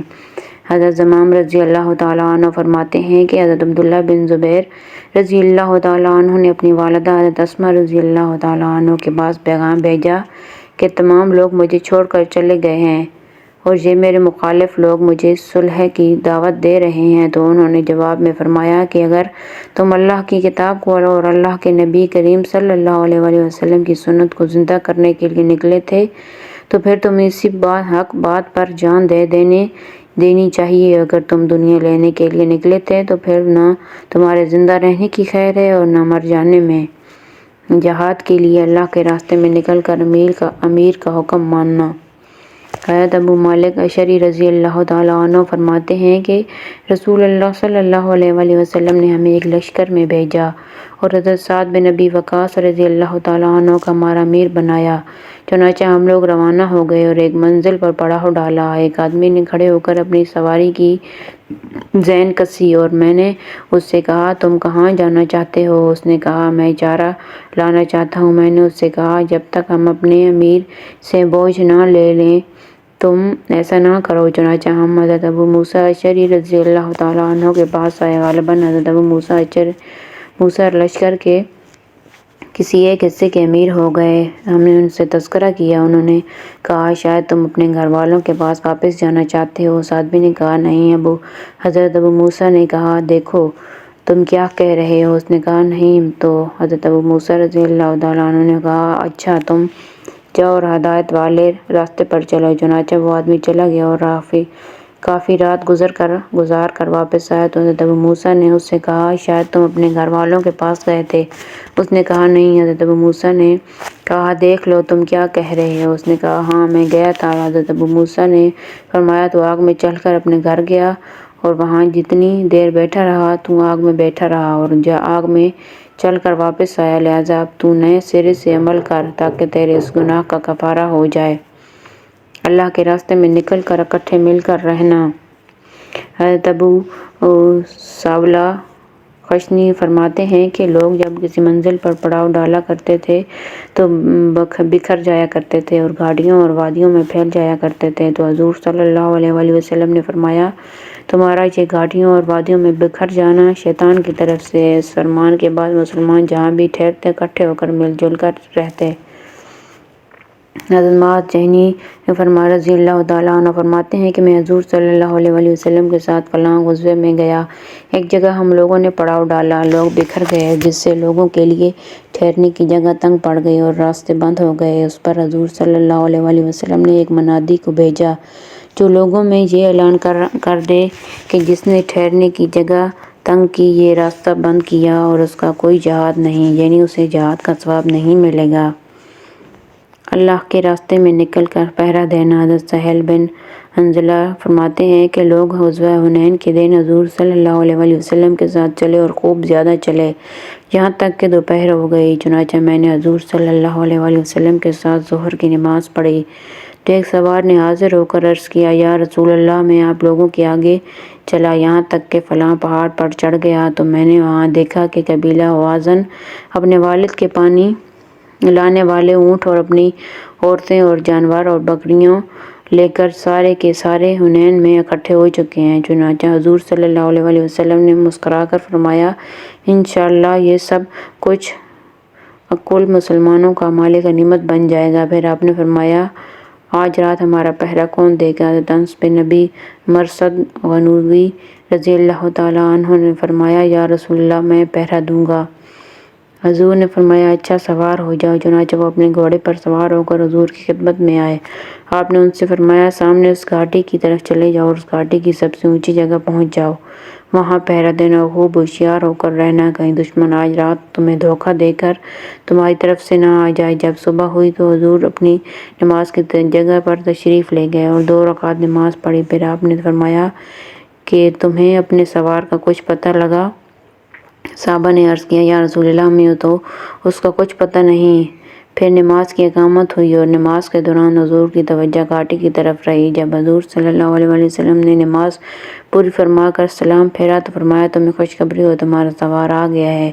ہم لوگوں نے گھاٹی کے درختوں کے درمیان دیکھنا شروع کیا تو وہ سوار آ رہا تھا، چنانچہ اس نے حضور کی خدمت میں حاضر ہو کر سلام کیا اور کہا کہ میں کل یہاں سے چلا اور چلتے چلتے اس گھاٹی کی سب سے اونچی جگہ پہنچ گیا جہاں جانے کا مجھے اللہ کے رسول نے حکم دیا تھا۔ میں رات بھر وہاں پہرا دیتا رہا۔ پھر صبح کو میں نے دونوں گھاٹیوں کی طرف جھانک کر غور سے دیکھا، مجھے کوئی نظر نہ آیا۔ حضور نے اس سوار سے پوچھا، کیا تم رات کو کسی وقت اپنی سواری سے نیچے اترے ہو؟ اس نے کہا، نہیں، صرف نماز پڑھنے اور قضائے حاجت کے لیے اترا تھا۔ آپ نے اس سے فرمایا، تم نے آج رات پہرا دے کر اللہ کے فضل سے اپنے لیے جنت واجب کر لی ہے۔ پہرے کے اس عمل کے بعد اگر تم کوئی بھی نفلی عمل نہ کرو تو تمہارا کوئی نقصان نہیں ہے، اس پہرے سے تمہیں بہت ثواب ملا ہے۔ حضرت ابو عطیہ رضی اللہ تعالیٰ عنہ فرماتے ہیں کہ حضور صلی اللہ علیہ وسلم ایک مرتبہ تشریف فرما تھے۔ آپ کو بتایا گیا کہ ایک آدمی کا انتقال ہو گیا ہے۔ حضور نے پوچھا، کیا تم میں سے کسی نے اس کو خیر کا کوئی عمل کرتے ہوئے دیکھا ہے؟ ایک آدمی کہا، جی ہاں، ایک رات میں نے اس کے ساتھ اللہ کے راستے میں پہرا دیا ہے۔ اس پر حضور صلی اللہ علیہ وسلم نے اور آپ کے ساتھیوں نے کھڑے ہو کر اس کی نماز جنازہ پڑھی۔ جب اسے قبر میں رکھ دیا گیا تو حضور صلی اللہ علیہ وسلم نے اپنے ہاتھ سے اس پر مٹی ڈالی، پھر فرمایا، تمہارے ساتھی تو یہ سمجھ رہے ہیں کہ تم دوزخ والوں میں سے ہو اور میں گواہی دیتا ہوں کہ تم جنت والوں میں سے ہو۔ پھر حضور نے حضرت عمر بن خطاب رضی اللہ تعالیٰ عنہ سے فرمایا، تم لوگوں کے برے اعمال کے بارے میں نہ پوچھو بلکہ تم فطرت والے اسلامی اعمال کے بارے میں پوچھا کرو۔ حضرت ابو عطیہ رضی اللہ تعالیٰ عنہ فرماتے ہیں کہ حضور کے زمانے میں ایک آدمی کا انتقال ہوا تو کچھ صحابہ نے کہا، یا رسول اللہ، آپ اس کی نماز جنازہ نہ پڑھیں۔ حضور صلی اللہ علیہ وسلم نے فرمایا، کیا تم میں سے کسی نے اسے کوئی نیک عمل کرتے ہوئے دیکھا ہے؟ پھر آگے پوری حدیث بیان کی۔ حضرت ابن عائد رضی اللہ تعالیٰ عنہ فرماتے ہیں کہ حضور ایک آدمی کے جنازے کے لیے باہر تشریف لائے۔ جب وہ جنازہ رکھا گیا تو حضرت عمر بن خطاب نے فرمایا، یا رسول اللہ، آپ اس کی نماز جنازہ نہ پڑھیں کیونکہ یہ بدکار آدمی ہے۔ حضور نے لوگوں کی طرف متوجہ ہو کر دریافت فرمایا، کیا تم میں سے کسی نے اس کو کوئی نیک عمل کرتے ہوئے دیکھا ہے؟ حضور نے فرمایا، آج رات ہمارا پہرا کون دے گا؟ میں اس کے لیے ایسی دعا کروں گا جو اس کے حق میں ضرور قبول ہوگی۔ ایک انصاری نے کھڑے ہو کر کہا، یا رسول اللہ، میں پہرا دوں گا۔ آپ نے فرمایا، تم کون ہو؟ اس نے کہا، فلاں۔ آپ نے فرمایا، قریب آ جاؤ۔ چنانچہ وہ انصاری قریب آئے۔ حضور نے اس کے کپڑے کا ایک کنارہ پکڑ کر دعا کرنی شروع کی۔ جب میں نے دعا سنی تو میں نے کہا، میں بھی تیار ہوں۔ آپ نے فرمایا، تم کون ہو؟ میں نے کہا، ابو ریحانہ۔ آپ نے میرے لیے بھی دعا فرمائی لیکن میرے ساتھی سے کم۔ پھر آپ نے فرمایا، جو آنکھ اللہ کے راستے میں پہرا دے اس آنکھ پر آگ حرام کر دی گئی ہے۔ اور اللہ کے راستے میں نکل کر نماز پڑھنے کے باب میں حضرت جابر کی حدیث گزر چکی ہے اور اس میں یہ ہے کہ آپ نے فرمایا، آج رات ہمارا پہرا کون دے گا؟ ایک مہاجری اور ایک انصاری نے اپنے آپ کو پہرے کے لیے پیش کیا اور انہوں نے کہا، یا رسول اللہ، ہم پہرا دیں گے۔ آپ نے فرمایا، تم دونوں اس وادی کی گھاٹی کے سرے پر چلے جاؤ۔ یہ دونوں حضرت عمار بن یاسر اور حضرت عبادہ بن بشیر رضی اللہ تعالیٰ عنہ تھے۔ جہاد کے لیے اللہ کے راستے میں نکل کر بیماریاں برداشت کرنا۔ حضرت ابو سعید رضی اللہ تعالیٰ عنہ فرماتے ہیں کہ حضور صلی اللہ علیہ وسلم نے فرمایا، جب بھی مسلمانوں کے جسم کو کوئی تکلیف پہنچتی ہے تو اس کے بدلے میں اللہ تعالیٰ گناہوں کو معاف فرما دیتے ہیں۔ یہ فضیلت سن کر حضرت ابی بن کعب رضی اللہ تعالیٰ عنہ نے یہ دعا مانگی، اے اللہ، میں تجھ سے یہ سوال کرتا ہوں کہ تو ابی بن کعب کے جسم پر ایسا بخار چڑھا دے جو تیری ملاقات کے وقت تک یعنی موت تک چڑھا رہے، یعنی ساری زندگی بخار چڑھا رہے، لیکن بخار اتنا کم ہو کہ ان کو نماز، روزے، حج، عمرہ اور تیرے راستے میں جہاد سے نہ روکے۔ چنانچہ ان کو اسی وقت بخار چڑھ گیا جو مرتے دم تک چڑھا رہا اور اترا نہیں۔ وہ بخار کی حالت میں ہی نماز با جماعت پڑھا کرتے تھے، روزے رکھا کرتے تھے اور حج اور عمرے کیا کرتے تھے اور سفر غزوہ میں جایا کرتے تھے۔ حضرت ابو سعید رضی اللہ تعالیٰ عنہ فرماتے ہیں کہ ایک آدمی نے کہا، یا رسول اللہ، آپ یہ بتائیں کہ یہ بیماریاں جو ہمارے اوپر آتی ہیں ہمیں ان کے بدلے میں کیا ملے گا؟ آپ نے فرمایا کہ بیماریاں گناہوں کو مٹانے والی ہیں۔ اس پر حضرت ابی نے حضور سے پوچھا، اگرچہ وہ بیماری بہت تھوڑی ہو؟ آپ نے فرمایا، ہاں، اگرچہ وہ کانٹا لگنا ہی ہو یا اس سے بھی کچھ کم درجے کی تکلیف ہو۔ چنانچہ حضرت ابی نے اپنے لیے دعا مانگی کہ ان کو ایسا بخار چڑھا دے جو ان کو موت تک نہ چھوڑے، ہمیشہ چڑھا رہے، لیکن ان کو حج اور عمرہ اور جہاد فی سبیل اللہ اور نماز باجماعت سے بھی نہ روکے۔ ان کی یہ دعا قبول ہوئی اور موت تک ان کی یہی کیفیت رہی، اور جو انسان بھی انہیں ہاتھ لگاتا وہ بخار کی حرارت محسوس کرتا۔ اللہ کی راہ میں، اللہ کے راستے میں نیزے یا کسی اور چیز سے زخمی ہونا۔ حضرت جندب بن سفیان رضی اللہ تعالیٰ عنہ فرماتے ہیں کہ ایک دفعہ حضور صلی اللہ علیہ وآلہ وسلم پیدل جا رہے تھے کہ اچانک ایک پتھر سے آپ کو ٹھوکر لگی، جس سے آپ کی انگلی مبارک خون آلودہ ہو گئی۔ آپ نے یہ شعر پڑھا، تو ایک انگلی ہی تو ہے جو خون آلودہ ہو چکی ہے، اور تجھے جو تکلیف آئی ہے یہ اللہ کے راستے میں ہی آئی ہے۔ حضور صلی اللہ علیہ وآلہ وسلم جنگ احد کے دن حضور صلی اللہ علیہ وآلہ وسلم کا رباعی دانت مبارک شہید ہو گیا اور آپ کا سر مبارک زخمی ہو گیا۔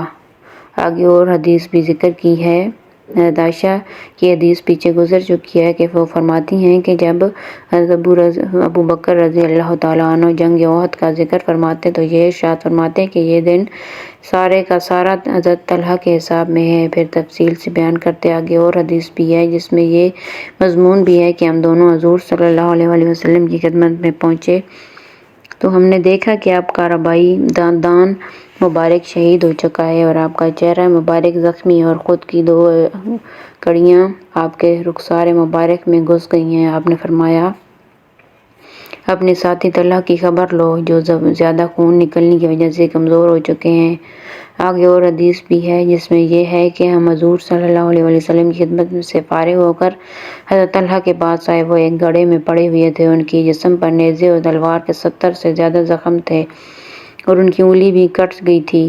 ہم نے ان کی دیکھ بھال کی۔ حضرت ابراہیم بن سعید کہتے ہیں کہ مجھے یہ بات پہنچی کہ حضرت عبد الرحمن بن عوف کو جنگ احد کے دن 21 زخم آئے تھے، ان کا ایک پاؤں بھی زخمی ہوا تھا، اس کی وجہ سے وہ لنگڑا کر چلا کرتے تھے۔ حضرت انس بن مالک رضی اللہ تعالیٰ عنہ فرماتے ہیں کہ میرے چچا حضرت انس بن نذیر بدر کی لڑائی میں شریک نہیں ہو سکے تھے۔ انہوں نے عرض کیا، یا رسول اللہ، آپ نے مشرکین سے جو سب سے پہلی لڑائی لڑی میں اس میں شریک نہیں ہو سکا۔ اب آئندہ اگر اللہ تعالیٰ نے مجھے مشرکین سے لڑائی میں شریک ہونے کا موقع دیا تو اللہ تعالیٰ دیکھ لیں گے کہ میں کیا کرتا ہوں۔ چنانچہ جنگ احد کے دن جب مسلمانوں کو شکست ہونے لگی تو انہوں نے کہا، اے اللہ، صحابہ رضی اللہ تعالیٰ عنہ نے جو کچھ کیا میں تو اس سے اس کی معذرت چاہتا ہوں، اور مشرکین نے جو کچھ کیا ہے میں اس سے برات کا اظہار کرتا ہوں۔ یہ کہہ کر وہ آگے بڑھے تو سامنے سے حضرت سعد بن معاذ ان کو آتے ہوئے ملے تو انہوں نے کہا، اے سعد بن معاذ، میرے باپ نذیر کے رب کی قسم، احد پہاڑ کے پیچھے سے مجھے جنت کی خوشبو آ رہی ہے۔ حضرت سعد نے بعد میں یہ قصہ بیان کرتے ہوئے حضور سے کہا، یا رسول اللہ، حضرت انس نے جو کر دکھایا اور جس بہادری سے وہ لڑے وہ میں نہ کر سکا۔ حضرت انس بن مالک فرماتے ہیں کہ ہم نے ان کے جسم پر تلوار اور نیزے اور تیر کی 80 سے زیادہ زخم پائے۔ ہم نے دیکھا کہ وہ شہید ہو چکے ہیں اور مشرکوں نے ان کے کان، ناک وغیرہ بھی کاٹ رکھے ہیں، جس کی وجہ سے کوئی ان کو نہ پہچان سکا، صرف ان کی بہن نے ان کو اور ان کے ہاتھ کے پوروں سے پہچانا۔ حضرت انس فرماتے ہیں کہ ہمارا خیال ہے کہ یہ حضرت انس اور ان جیسے لوگوں کے بارے میں نازل ہوئی ہے۔ ترجمہ، ایمان والوں میں تو کتنے مرد ہیں کہ سچ کر دکھایا جس بات کا عہد کیا تھا اللہ سے۔ حضرت انس فرماتے ہیں کہ جب میرے چچا حضرت انس بن نضر، جن کے نام پر میرا نام انس رکھا گیا، وہ غزوہ بدر میں حضور علیہ السلام کے ساتھ شریک نہیں ہوئے تھے اور یہ شریک نہ ہونا ان پر بڑا گراں تھا، اس لیے انہوں نے کہا، حضور صلی اللہ علیہ وآلہ وسلم کا یہ پہلا غزوہ ہوا ہے اور میں اس میں شریک نہیں ہو سکا۔ اگر آئندہ اللہ تعالیٰ نے مجھے حضور کے ساتھ کسی غزوے میں شریک ہونے کا موقع دیا تو اللہ تعالیٰ دیکھ لیں گے کہ میں کیا کرتا ہوں۔ اس کے علاوہ مزید کچھ اور کہنے کی ان کی ہمت نہ ہوئی، چنانچہ وہ حضور کے ساتھ غزوہ احد میں شریک ہوئے۔ جنگ کے دوران ان کو حضرت سعد بن معاذ سامنے سے آتے ہوئے ملے تو حضرت انس نے ان سے کہا، اے ابو بکر، اے ابو عمرو، تم کہاں ہو؟ واہ واہ، جنت کی خوشبودار ہوا کیا ہی عمدہ ہے جو مجھے احد کے پیچھے سے آ رہی ہے۔ پھر انہوں نے کافروں سے جنگ شروع کر دی، یہاں تک کہ شہید ہو گئے۔ ان کے جسم میں تلوار اور نیزے اور تیر کے 80 سے زیادہ زخم پائے گئے۔ ان کی بہن میری پھوپھی ربیع بن نذر فرماتی ہیں کہ میں اپنے بھائی کو صرف ان کے پوروں ہی سے پہچان سکی۔ اس پر یہ آیت نازل ہوئی، اے ایمان والو، میں کتنے مرد ہیں کہ سچ کر دکھایا جس بات کا عہد کیا تھا اللہ سے۔ پھر کوئی تو ان میں پورا کر چکا اپنا ذمہ اور کوئی ہے ان میں راہ دیکھ رہا اور بدلہ نہیں ذرا۔ حضرت انس فرماتے ہیں کہ صحابہ رضی اللہ تعالیٰ عنہ کا خیال یہ تھا کہ یہ آیت حضرت انس بن نذر اور ان کے ساتھیوں کے بارے میں نازل ہوئی۔ حضرت ابن عمر رضی اللہ تعالیٰ عنہ فرماتے ہیں کہ حضور صلی اللہ علیہ وسلم نے غزوہ مؤتہ میں حضرت زید بن حارثہ کو امیر بنا کر بھیجا اور آپ نے فرمایا، اگر زید شہید ہو جائیں تو جعفر امیر ہوں گے، اور اگر جعفر شہید ہو جائیں تو عبداللہ بن رواحہ امیر ہوں گے۔ حضرت عبداللہ بن عمرو فرماتے ہیں کہ میں بھی اس غزوے میں مسلمانوں کے ساتھ گیا تھا۔ لڑائی کے بعد ہم نے حضرت جعفر بن ابی طالب کو تلاش کرنا شروع کیا تو ہم نے ان کو شہیدوں میں پایا اور ہم نے ان کے جسم میں تلوار اور تیر کے 90 سے زیادہ زخم پائے، اور ان کی ایک روایت میں یہ ہے کہ ان میں سے ایک بھی زخم ان کی پشت پر نہیں تھا بلکہ سارے زخم ان کے اگلے حصے میں تھے۔ حضرت عمرو بن شرجیل فرماتے ہیں کہ جب غزوہ خندق کے دن حضرت سعد بن معاذ رضی اللہ تعالیٰ عنہ کو تیر لگا تو ان کا خون حضور پر گرنے لگا۔ حضرت ابوبکر آ کر کہنے لگے، ہائے کمر ٹوٹ گئی۔ حضور نے فرمایا، خاموش رہو۔ پھر حضرت عمر آئے، انہوں نے حضرت سعد کی حالت دیکھ کر کہا، انا للہ و انا الیہ راجعون۔